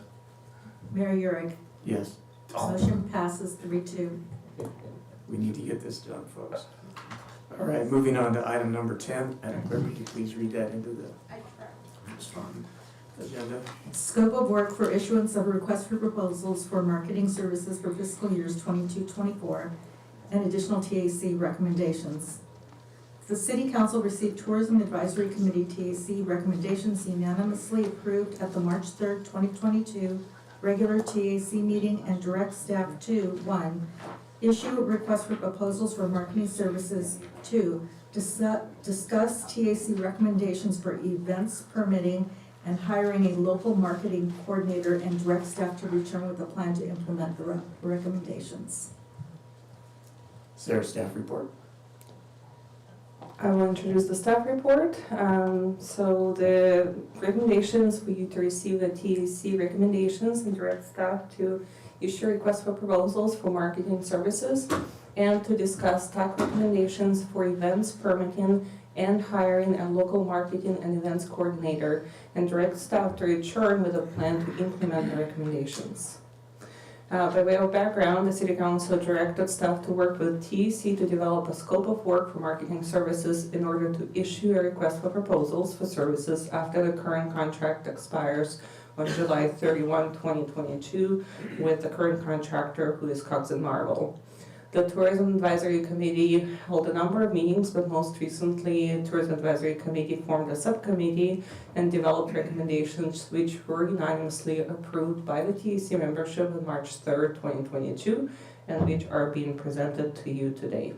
We do have a couple of members here of the TAC.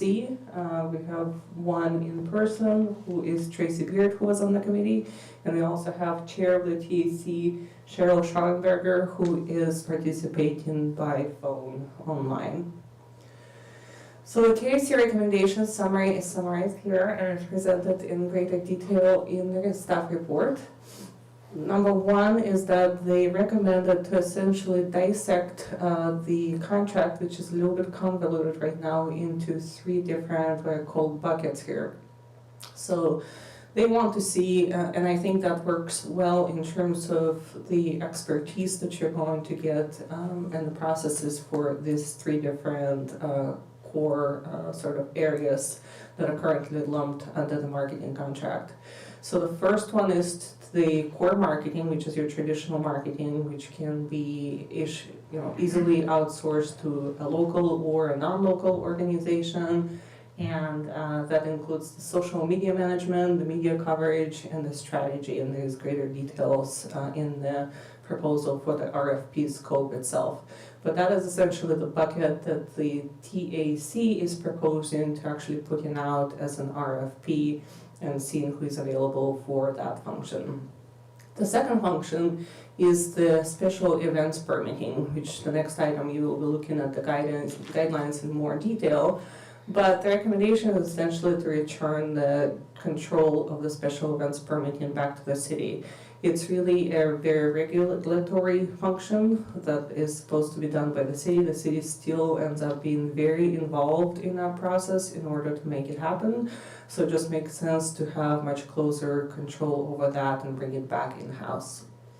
The next recommendation is the local marketing liaison, and the recommendation there was in response to hearing that there is a desire to have more local presence to achieve that by creating a position of marketing and events coordinator, who would be here in the city of Solvang, whose entire focus would be on marketing, which would involve management of the marketing contract.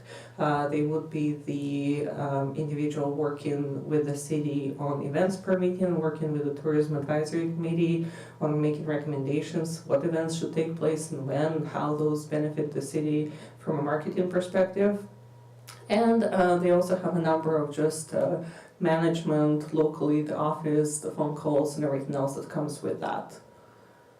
So looking at a little bit more detail, like I said, you have in your packet an actual proposal or scope of work for an RFP that could easily be sent out.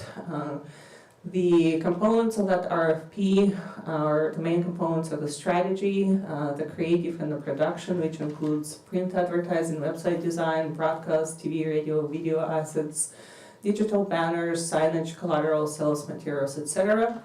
It also includes content planning, public relations, and social media, which includes media planning and buying, reporting analytics, and research. So this is the scope of work that the TAC is recommending that would go out as an RFP to form a contract and issue a contract before the expiration of the current contract in July. Now, as I mentioned, the events permitting is that if you direct staff to bring that function back into the city currently under the contract with Cox and Marble, the city is paying Cox and Marble to actually work in this function, so we continue to work within that structure. But if you did direct us to return that particular events permitting function into the city, then we would come back to you with precise recommendations through the budget process once we have an opportunity to look through the operations and restructure. So that would be recommendations that we will be bringing to you as part of the operating programs for the next financial plan. And then the marketing and events coordinator concept is proposed to be not to exceed $100,000 per year in cost. There's a couple of different options that the city could pursue, which could be a city employee or a local contractor. Obviously, you have different pros and cons. If you have an employee, you have a management level employee who is not paid by hour, they would be available at all times. If you have a contractor, once again, your enforcement of their workload would be based on the contractual terms that you develop. So this is more detail on what this local liaison or marketing events local contract coordinator would do. And that would be to attend and lead the TAC meetings, work with that committee, coordinate marketing strategy with the marketing firm, coordinate with local businesses, attend local chamber and visit SYV meetings, recommend and manage event schedule, attend trade shows and conventions, which is Solvang is currently not doing, work with tour groups, cruises and buses. They would have the office hours, which would include management of the websites, which is solvangusa.com, answering phones, booking inquiries, booking events in the TRC from outside groups, and providing information on city services, and coordinating the Solvang USA events. So their entire job is coordinating this whole function. So the final recommendations that the TAC made was looking at, they discussed the budget, and so their recommendation was to lower the marketing portion of the budget to about $300,000, which the subcommittee had reviewed and deemed to be appropriate compared to other comparable jurisdictions for just that portion. And then, about 100 or up to 100 would go towards the marketing and events coordinator, who is local, and then of course there would be some additional expenditures for holding the events. And events can also be revenue generating. That has been done in the past several times, so that is something that can be considered. One other recommendation that the TAC had provided with, that's not listed on this slide, is that they also wanted to see potentially having a local committee form, kind of like the Danish days foundation to really work from a local perspective on the Yule Fest content. So that concludes my report, and as I mentioned, there's a couple of TAC members or the committee representatives available to answer any questions and provide with additional information. Are there any questions of the staff report right now? No. Yeah. Go ahead. Couple quick questions. Pardon me. The event coordinator, you said we could hire a contractor or have him be a city employee. If we have a city employee, where would you locate that employee? What comes to mind immediately, we have one spot over here at the city hall. Where our community resource deputy used to occupy. That guy. That guy, yeah. Would he or she be union? I would propose that not. It's a management position. The union currently does not claim any management positions. That's what I thought. I just wanted to verify that. Thank you. That was all the questions I had. Next. Tracy, I see you here, and I see Cheryl here on the phone, and I'm wondering if either of you had anything to add to the staff report. I'm going to let Cheryl go first since she's the chair, and then I add to it. Okay, Cheryl, if, kind of taking this out of order, but if you have anything to add to the staff report? I don't. I'm happy to answer any questions that you guys might have, but I think the staff report covered a lot of everything we had discussed, and Tracy and I did a lot of different research. We pulled from different cities, how they set things up, and hearing the need, and specifically the Solvang, I think what we came up with hopefully addressed a lot of the issues and concerns, as well as hopefully solving some of the ongoing marketing issues. Okay, thank you. Tracy? I want to give you just an example from Yonkville. We realized $300,000 was a very realistic from what their marketing is and our marketing is, very close towns, similar how we all do business together, and we need money within our general fund. We looked at the Cogs and Marble, what they're spending and what we're spending, and we still have a $230,000 savings, and we want to share that with you.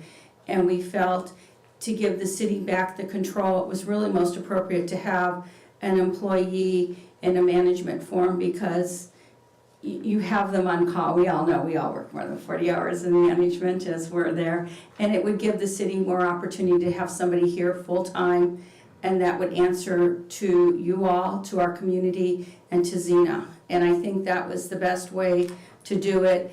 We took the Pismo model, and we did look at 6 different models in this community that they were very able to. They're all putting their marketing bids out April 1st, so you know that, and they come back on April 30th. So they felt it was very easy to get it back in, and IDK does have extended contract until July 31st. So I can answer any questions. Since I helped Cheryl, we wrote the RFP together, and with one of our other colleagues here, Lisa Mesa. So that was our team that helped write this, and we can answer any questions for you. And I did bring up the old budget from the Solvang Conference and Visitors, and I don't think we missed an item for what they were charging on their budget and how we compare and what we needed to do. And we looked at the Cogs and Marble budget. So we felt it was a very appropriate number for us in our marketing, and it gave more control back to the community on how Christmas would look and how we should all want Christmas to be in the future and the money that we spend. Excellent, thank you. Is there any Tracy, questions? the comparison cities that you talked about, do they all have full-time staff running this? 3 of them have a full-time staff running it. The other ones have an independent that runs. So it was kind of a tie on that, of how they do it. But everybody depends on a 50% TOT or more to their general budget. So we did really look at that and the difference of what people truly need and what we need in this community. Thank you. Yeah, I think it's absolutely critical to have somebody here on staff. I mean, going back to even the car show and everything before, that was just a mess. Yeah, when you look at the numbers, we said 300, the visitor center is spending 99, we did a $20,000 remodel project. Cogs and Marble has 2 events that they were supposed, to produce, which is the recommended Lego event, which used to be the Taste of Solvang, and we lost that ability to do that by losing the name. So that is why that wasn't being done in the holiday event. And they did have a fall event scheduled. So when you look at their whole budget, it comes out to, a little over $660,000. So, I mean, you're spending better money on somebody that's here full-time. And when we looked at their budget they gave you, and you saw this budget, I think last period, charging $5,000 per Zoom weekend or things like that. And we all sit here on our free time to be with you. So I think that's the difference. And $15,000 for hotels. But I will say I am for them doing the Lego. I did vote for it, so I do think they can do it. They're an event company, and it's different than being a marketing company. I hope you're right. I have no problem with it. Yeah. I mean, we voted and it's done. Right. Okay, question for you. Yes, sir. Is the $100,000 for that particular boots on the ground person reasonable comparison to the other cities that you were looking at? I think we actually, I think between 70 and 100. I think that's a very realistic number of having, Zenith threw the highest number out with benefits, everything like that. And I think that there's a realistic number to start with of what, we have the title and what the staff would make to start with. And so I think that's very negotiable based on. Now, here's another question. Does that include attending trade shows, or would that be something? No, that did include attending trade shows, things like that. We figured in a budget of $30,000, doing table sharing with Shelby at different times, Visit SYB in Bealton. We did talk to them about what the overall cost would be and looking at the budget of what was spent previously at the previous on trade shows. So I do have what that is and what it would cost. And, there are trade shows we need to go to and some we don't, and we would work with Kathy and Shelby on those trade shows collectively together, I think, and save a little money. Hasn't hurt us too much this last 2 years. Any other questions of Tracy? No. Or Cheryl? All right, thank you. Thank you. Appreciate the work and the time. There's no other, did I take it out to public comment on this? No, not today. I lost track. You're in bed. Is there any public comment? I don't have any speaker slips on this particular one, and seeing none, unless you're raising your hand over there, Jose. Stretching. I see that. That's the 10 o'clock stretch. Bring it back to the, anybody in Zoom? And not seeing anyone there. Any hands raised or anything, so bring it back for final comments and motion. I love the idea of a local Jewel Fest committee, somewhere where more people can get involved and put input and bring in ideas and obviously bring it back to. I like local control. Yeah. I like somebody they can call and talk to and go see. Yeah. And it will coordinate with the other departments to make sure staff is available and all those kinds of things. That's why an employee might be in the best situation just for those contacts too. Parks and Rec and staff and for cleaning up toilets or whatever has to be done for an event. They're there to handle it all. I like that. Okay, then can I make a motion that Please we? make a motion. Can we make a motion that, I would like to make a motion to approve the staff recommendation,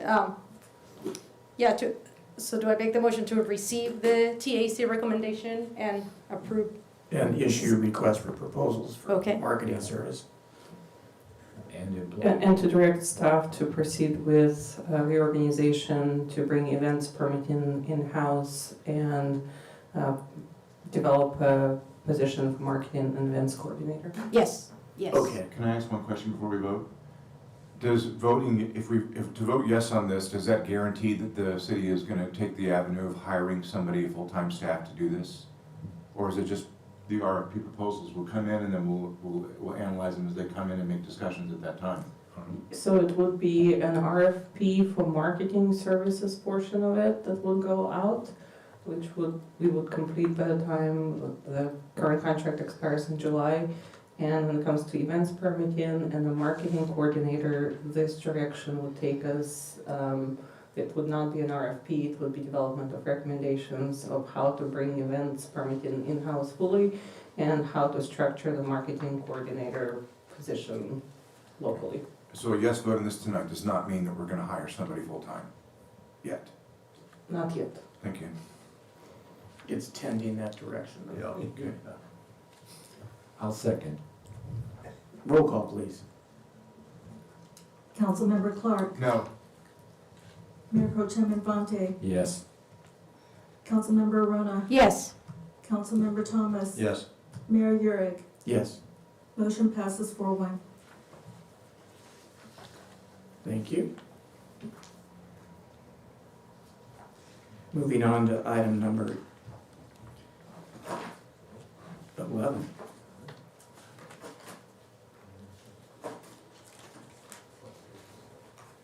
Actually, I have a question. Oh. So I just noticed on there's two separate motions on my sheet. One was for issue request for proposals for marketing services. And then a second one separate to hire a local marketing So coordinator. your motion is perfectly valid, that council has taken Because we're doing both at the same. vote, yes. Okay, just want to clarify that. All right, item number 11, Madam Clerk. Updated special events permitting guidelines and procedures. Approve revised guidelines and procedures to govern special events in the city of Solvang. So I will introduce this item. So as a background, prior to COVID-19, special events were processed by Parks and Recreation Department, which is what it used to be. Now we have Recreation Division. A staff member was assigned to coordinate with applicants and process paperwork. And we also worked with a community resource deputy who assisted with traffic plans and control, etc. So all of that work was done in-house. During COVID-19, or actually before COVID-19, there were certain adjustments made contractually, and an events company was brought in, which actually didn't have anything to do with permitting. But throughout COVID-19, the contract was amended several times, and eventually the permitting process was folded into this events management / marketing contract, which we have today with Cox and Marvel and IDK prior to that. Now, due to economic reopening and the lift of state restrictions on events, we are currently experiencing the first time when we are really seeing all of these events coming back and working through those permits. There were a couple of events that were held last year that were permitted primarily by, or the work was done primarily by IDK, and then it still comes to the city to actually issue a permit because we are the regulating agency. But this is the first time that we are working through a number of events coming forward to us. So we've taken the time to really look at the design or the special events guidelines and worked with all of the staff that's involved, which has also been reorganized fairly significantly since the last time the city had any events. So we have lots of new staff, some staff who have been here for a while who have the institutional knowledge, but we are organized differently. So we have held a number of all hands meetings to figure out who needed to know what and when, and all those recommendations from administration, recreation, public works, insurance requirements are now folded into this update to the guidelines. So the guidelines are actually based off of the guidelines that we currently have. which were developed by IDK, but there is a lot of clarification that's included in these guidelines, and some clarification of the new processes. So what we are looking for is creating one venue for anyone who wants to propose a special event in the city to go through. So we've created an entry point where if anybody goes through Solvang USA or to our city website, it takes them to a form that alerts everybody at the city and our marketing or events permitting Cox and Marvel staff as well. We're all notified at the same time with some initial information about the event, and then they're directed to the right application process. So part of this process, what we've done is improve definitions that are provided for terms such as special events, large events, and small events to enhance clarity and uniformity in application processing. We are also folding into this process now, these recommendations, the fact that there is a tourism advisory committee now that has a role in overseeing the marketing efforts, which special events are part of that. So the recommendations are that special events would go to the TAC for approval when there are new events before those are brought to City Council. And we also have done a lot of work on tweaking and clarifying the timelines that are required for special events, permittees or applicants to apply for special events. Because we, on our side, of course, also need to allow enough time for us to work through all the logistics. So you have a very full of detail and thought guide included in your packet that encompasses all of this, and staff is here to answer any questions if you have any.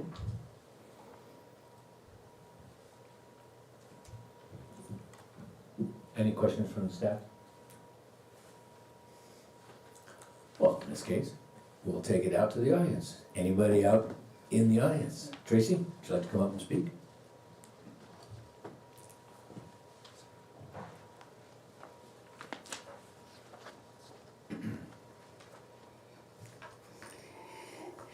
Every year we do 12 Music in the Park series. This would greatly impact our Music in the Park. We, every February, put in a special contract for our Music in the Park. And 2020 is the only year we have not done it in 15 years. And the fees would impact us greatly. We have not asked for city money in the last 3 years for Music in the Park at all. So we really would like to try to work on our contract with this independently. And we've always paid $125. This would impact our vendors, impact people that come, and we always typically have 500 to 600 people at Music in the Park. So I would ask that as you look at this, take a special. We don't make any money on Music in the Park. It's kind of a break even for the chamber, and it's done for our community. It's not done for the business community. It is done for the residents of this community and whoever, at the hotels happens to be here. And I think, as you all know, it is a residential community event that comes. So I would ask that we have turned our contract into Xena back in February for our Music in the Park, that we look at that on a special note. So I think I can maybe provide some additional information. I don't believe that these new guidelines impact Music in the Park at all. The fee schedule is set separately, that was already adopted earlier this year. The fee that's currently in effect for a small event, which is what we call events that are taking place in the park, are $135 to process. So I don't believe that there would be any Shouldn't be an impact. And also, we still continue with the assumption that all of the grandfathered events, unless asked otherwise, would just continue going on. And this really focuses on permitting of the new events. For example, the visit or something as Pride event parade that's being proposed would be the first one to go through this process. That event's actually starting in San Ynez, and then it's just gonna come through here, right? I believe so. What you said? Yeah, okay, thank you.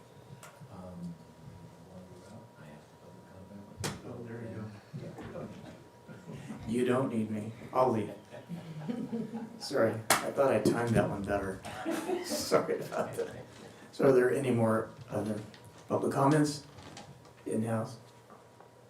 Seeing none, bring it out to anyone on Zoom or on telephone. They're dropping like flies. So am I. We'll bring it back for final comment and considerations or a motion.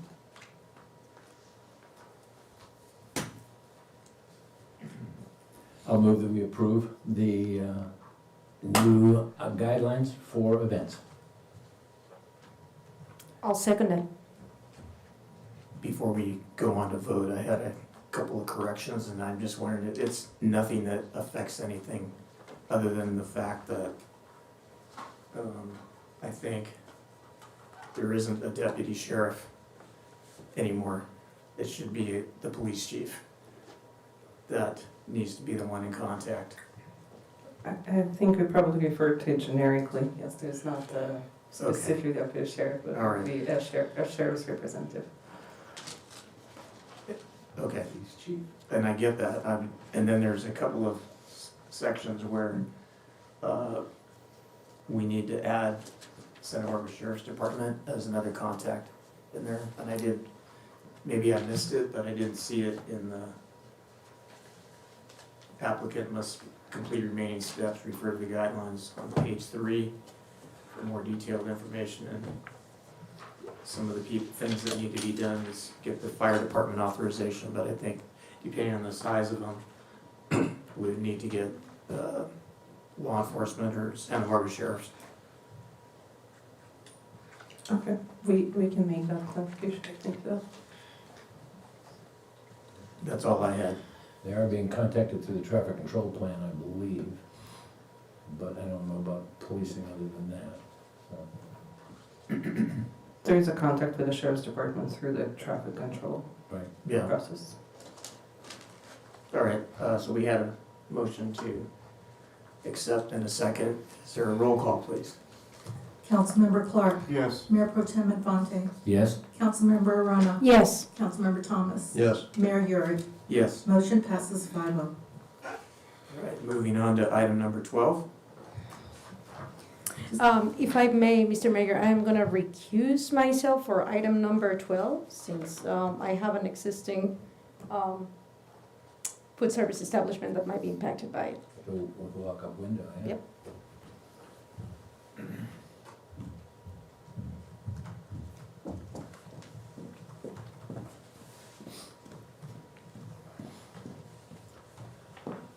All right, is there a staff report? I will introduce why this item is on the agenda today, and then I think our city attorney will have some additional information on the legislative part of this question. Essentially, we are here today because the planning division has received plans for 3 projects that wish to include walk-up food service windows associated with a restaurant use that open to a private patio.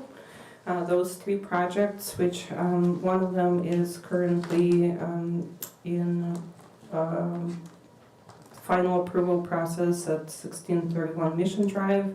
That's the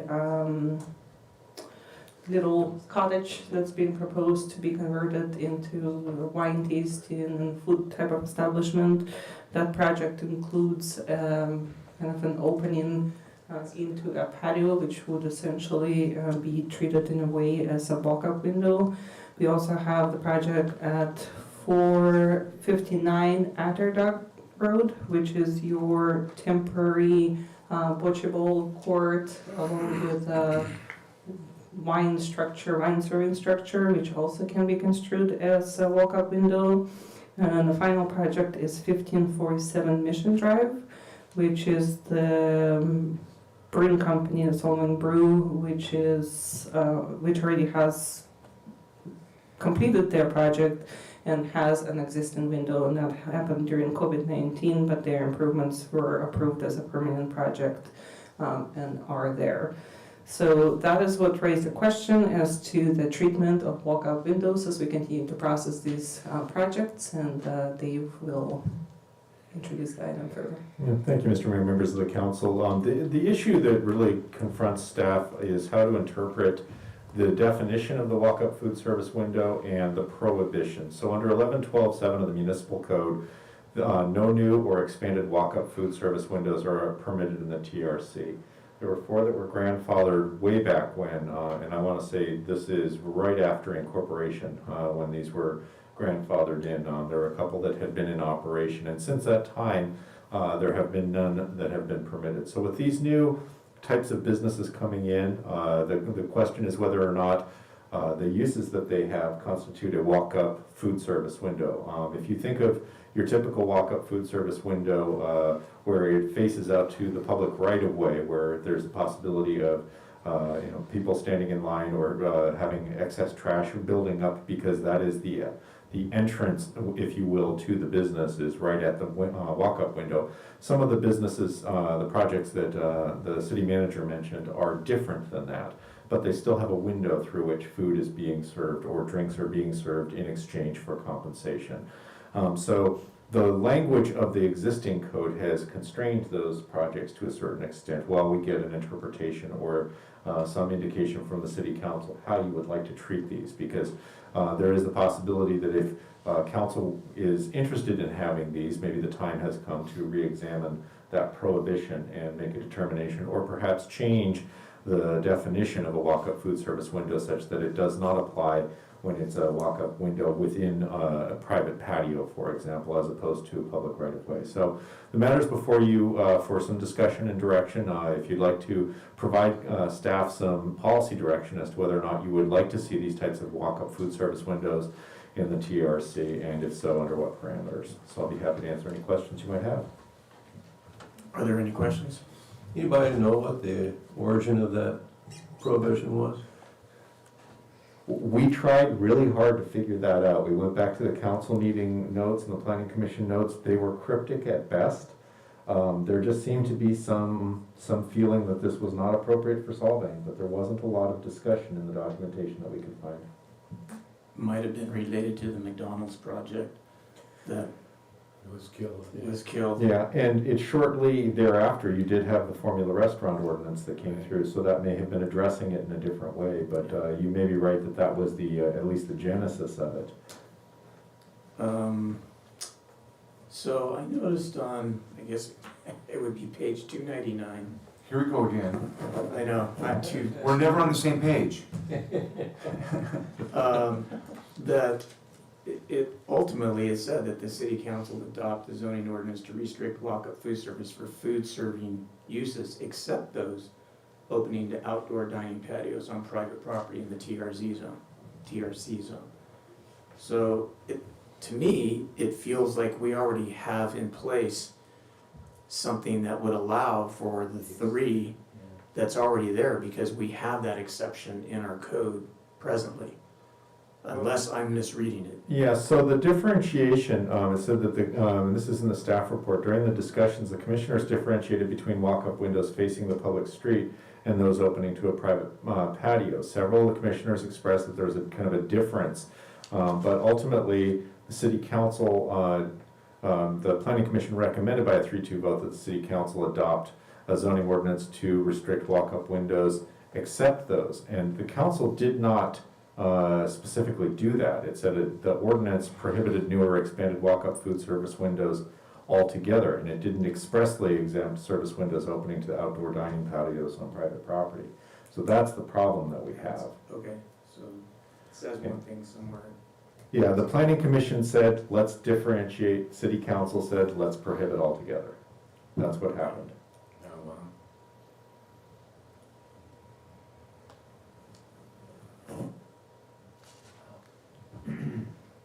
Any thoughts on that? I kind of think that, especially given now with COVID and all the other stuff, I think maybe the time has come for walk-up windows.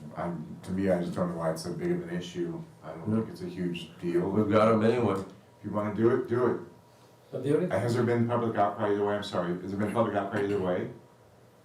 I haven't heard of any. I mean, and I know that depending on what we're gonna do with the water water wheel project, that's one of them, that 435 First Street. That's where the one window is.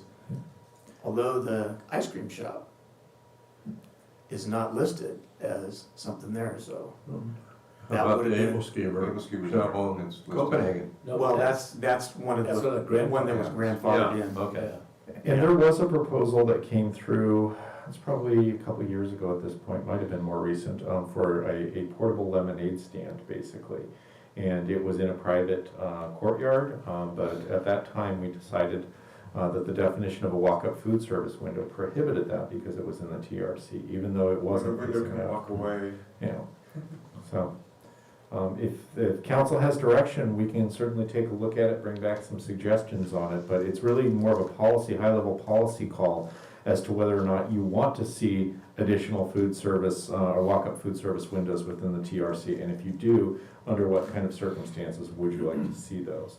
If it's just facing private courtyards or private patios that is not out to a public street or a public sidewalk, that's one set of restrictions we could look at. If you think that the time has come where this really is not necessary anymore, we can certainly look at how to repeal it or otherwise modify it so that it doesn't prohibit these types of projects. Well, my issue with this is if you think about what goes on right now, so if you walk over to Mission and you go to Paul's Pancake House in the morning on a Saturday, the other two businesses right next door, nobody can get into them because there's this big long line. That's not even a window, that's just a line. And the issue is if you have a service window on Copenhagen, for instance, I mean, let's take a look at the Solvang restaurant, the Able Skiver window, it causes a traffic jam on that sidewalk. Not a major one, but I don't know that we want any more of those. So if, in my opinion, saying that it can open to a courtyard is fine, and other than that, it's restricted. That's my 2 cents. That's kind of where I'm leaning, the same way. Just have the exception for when it's going out into the private patios. Right. So I think the majority of, well, all 3 of them, and we've already kind of pre-approved the one on Atterdag anyway, to go ahead as a temporary business. Right. With that as their model, utilizing the container. I mean, that was exactly what we were looking at. And the ice cream shop, Claudia's, goes into a courtyard. It goes into a private courtyard, do that. I mean, all 3 of those projects right now, No issue. to me, I have no issue with those making that exception for anything private.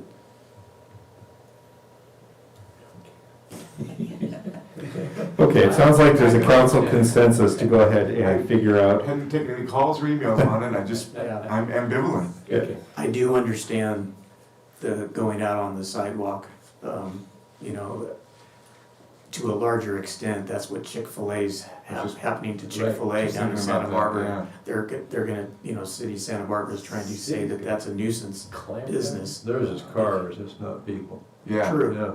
But it's still the same type, it's the same impact in the sense of it impacts the street, it impacts and if we're going forward with opening Copenhagen, now there's not gonna be, the roads closed, there will be traffic going by. So there'll be people on the sidewalks and it's gonna be. Right. Okay, so it sounds, what I'm hearing is the general consensus is to go ahead and look at it for opening into private patios, but not opening up to public rights of way. I'll move to say that. Or just provide direction, it's sufficient. Yeah, so- that's the direction. Okay, all right, thank you, council. All right, moving on to item number 13. If I recuse myself, I can leave. Is this a record? Councilmember Arona is walking back. Just say yes and Madam Clerk, would you please read item 13 into the record? 2022 CCWA supplemental water purchases. That the City Council, A, authorize the city manager to approve a budget adjustment between the amounts of $540,000 to $675,000, and authorize staff to purchase supplemental water for 2022 within this budget limitation. And B, authorize the city manager to execute all documents associated with the purchase of supplemental water for 2022. Thank you, and this is an item as the city clerk has read with the recommendations to authorize me, city manager, to approve a budget amendment within that range and to authorize me to execute all documents associated with the purchase of the supplemental water. It is a very similar item to what you had heard about a year ago. All of this is happening because of the drought and the city's capacity on providing water with local resources. So this is an ask for additional supplemental water. The rates are driven by availability of the water, and there's a couple of different sources there that Jose Acosta, our works or utilities director, is going to present to us in more detail. But the range is really based on availability of these two sources and which one would actually be applicable or available to us at the end of the day. Jose, if you would like to present. So as Zena mentioned, we monitor our... Thank you, Dave. We monitor our current wells and how they're running in our state water allotments. This year, State Water has said that they're going to provide approximately 15% of our allocation, which is 225 acre feet. They've also come back later and said that they're going to have to reevaluate that based off the rain forecast. And we're not getting any rain, so it's probably going to drop down as well. We did have a carryover from last year of approximately 550 acre feet, and that's going to be a shortfall of what we need from State Water. Unless we get that 225, then we would meet that. But what staff is requesting today is supplemental purchase of 450 acre feet of State Water to help supplement the use of our wells.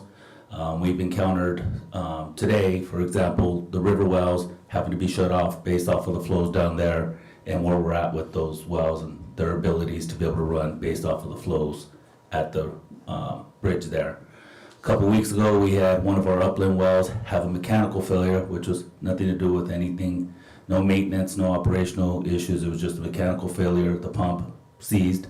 And so we can have those issues, so we want to be able to provide the water still. So with the request of 450 acre feet, that should carry us through. If we have our wells running and we do get that 225, it should still allow for approximately 400 acre feet carryover for next year if everything goes perfectly. The original estimates from CCWA were in the neighborhood of $1,200 to $1,400 per acre feet. That's where this price tag comes from, of $540,000 to $675,000. Currently, CCWA is contacting other agencies for their prices, and they're coming in lower than this right now. And so what we've done is we've reached out to ID1 to reach out to CCWA and start the process of putting in a letter of intent to purchase. Doesn't tie us into the contract yet, but we want to strike while we can get those prices and try to get in on that cheaper water. To be able to complete this process, we have to sign a facilitation agreement with ID1, as they are the facilitating agency who puts in these requests for us and completes the process through CCWA. I've been in contact with the general manager at ID1, and he started the process for us with the letter of intent to purchase water. So that's where we are today. Attached is a copy of the water purchase facilitation agreement with ID1 from last year. Based on conversation with the general manager at ID1, we will be using the same contract for implementation this year as well. Made legal counsel aware of that as well. Once we get a draft copy, we'll provide that for review as well for legal counsel. Also attached is the SWPP, the Supplemental Water Purchase Program Participation Agreement that ID1 would enter into with CCWA on our behalf. So that's where we are today. So we're seeking council permission to proceed with the purchase of supplemental water in that budgeted amount, not to exceed $675,000 for that 450 acre feet, and also authorize the general manager to execute all documents associated with the purchase of the supplemental water. I notice Mr. Garcia is on Zoom. Yes, it looks like Mr. Pedro Garcia is there. Does he need to speak on this? I don't believe he does. We can ask him if he has anything to add if you'd like, Mayor. Mr. Garcia, would you like to add anything to the staff report? Thank you, Mr. Mayor. I hope you can hear me. I think the staff report was perfectly accurate, and we don't have anything to add. So we appreciate all the coordination from Mr. Acosta with our office, and things are going smoothly so far. Thank you. Are there any questions or comments related to this? I think mainly we just want to make sure the residents understand we are trying to do everything we can to keep water going and flowing to every one of you and all the businesses. And the fact that we can have a carryover next year would be sweet. Would be very sweet. Yes. Do we have the plans in place to increase the reserves? What do you call them? Off the top of Alisal, The reservoirs? Reservoirs. We don't have those plans as far as increasing the capacity of those reservoirs. No, that's gonna be a capital improvement, which is a project that's a ways out. So we don't have the ability to fill those tanks or increase the capacity of those tanks at this time. How about the reserve or the reservoir down in Alisal homes? No, all three of our reservoirs are already built, and we can't add any more capacity to them unless we do a capital improvement to those projects and expand them physically. So they're designed, we have approximately about 1.3 million gallons of storage capacity within our three reservoirs, and that's the max capacity that we could store in those reservoirs.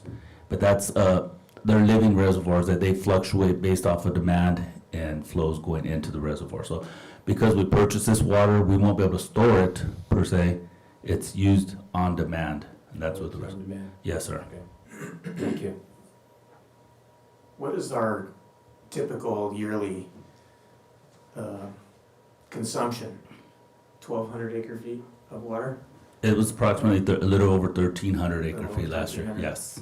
Thank And you this all the year, residents that have actually complied and cut back to have that be what it is. you look back several years back, and we were in the 1,500 to 1,600 acre feet. So yes. What would our allocation, if we had a 50% or 75%, I'm dreaming now, allocation of state water, what would that provide? So 1,500 is 100% allocation. So you'd have about 750 acre feet if you were at the 50% mark. 50%, okay. Yes. Which I don't see happening for a while. We need the Mississippi River to be flowing this direction, Yes. or the Columbia. Is there any other, if I'll take it out to public comment unless we have any other final comments or questions. Public comment for anyone here? Seeing none. Bring it out to Zoom. Or phone. Seeing none, bring it back for final and a motion. Motion would be to authorize the city manager to approve, I'll make the motion, to authorize city manager to approve a budget adjustment between the amounts of $540,000 and $675,000 to purchase supplemental water for 2022 and authorize the city manager to execute all documents associated with the purchase of the supplemental water. Second. Madam Clerk, please take the roll. Councilmember Clark, Yes. Mayor Pro Tem Infante, Yes. Councilmember Arona, Yes. Councilmember Thomas, Yes. Mayor Urick. Yes. Motion passes 5-0. Thank you. Thank you. Appreciate all the work on that. Were we able to get that well unseized? Yes, it's up and running now. Yeah. Excellent. All right, that, is there any final comments for the meeting? Otherwise, I will adjourn it at, wow, 10:43 PM.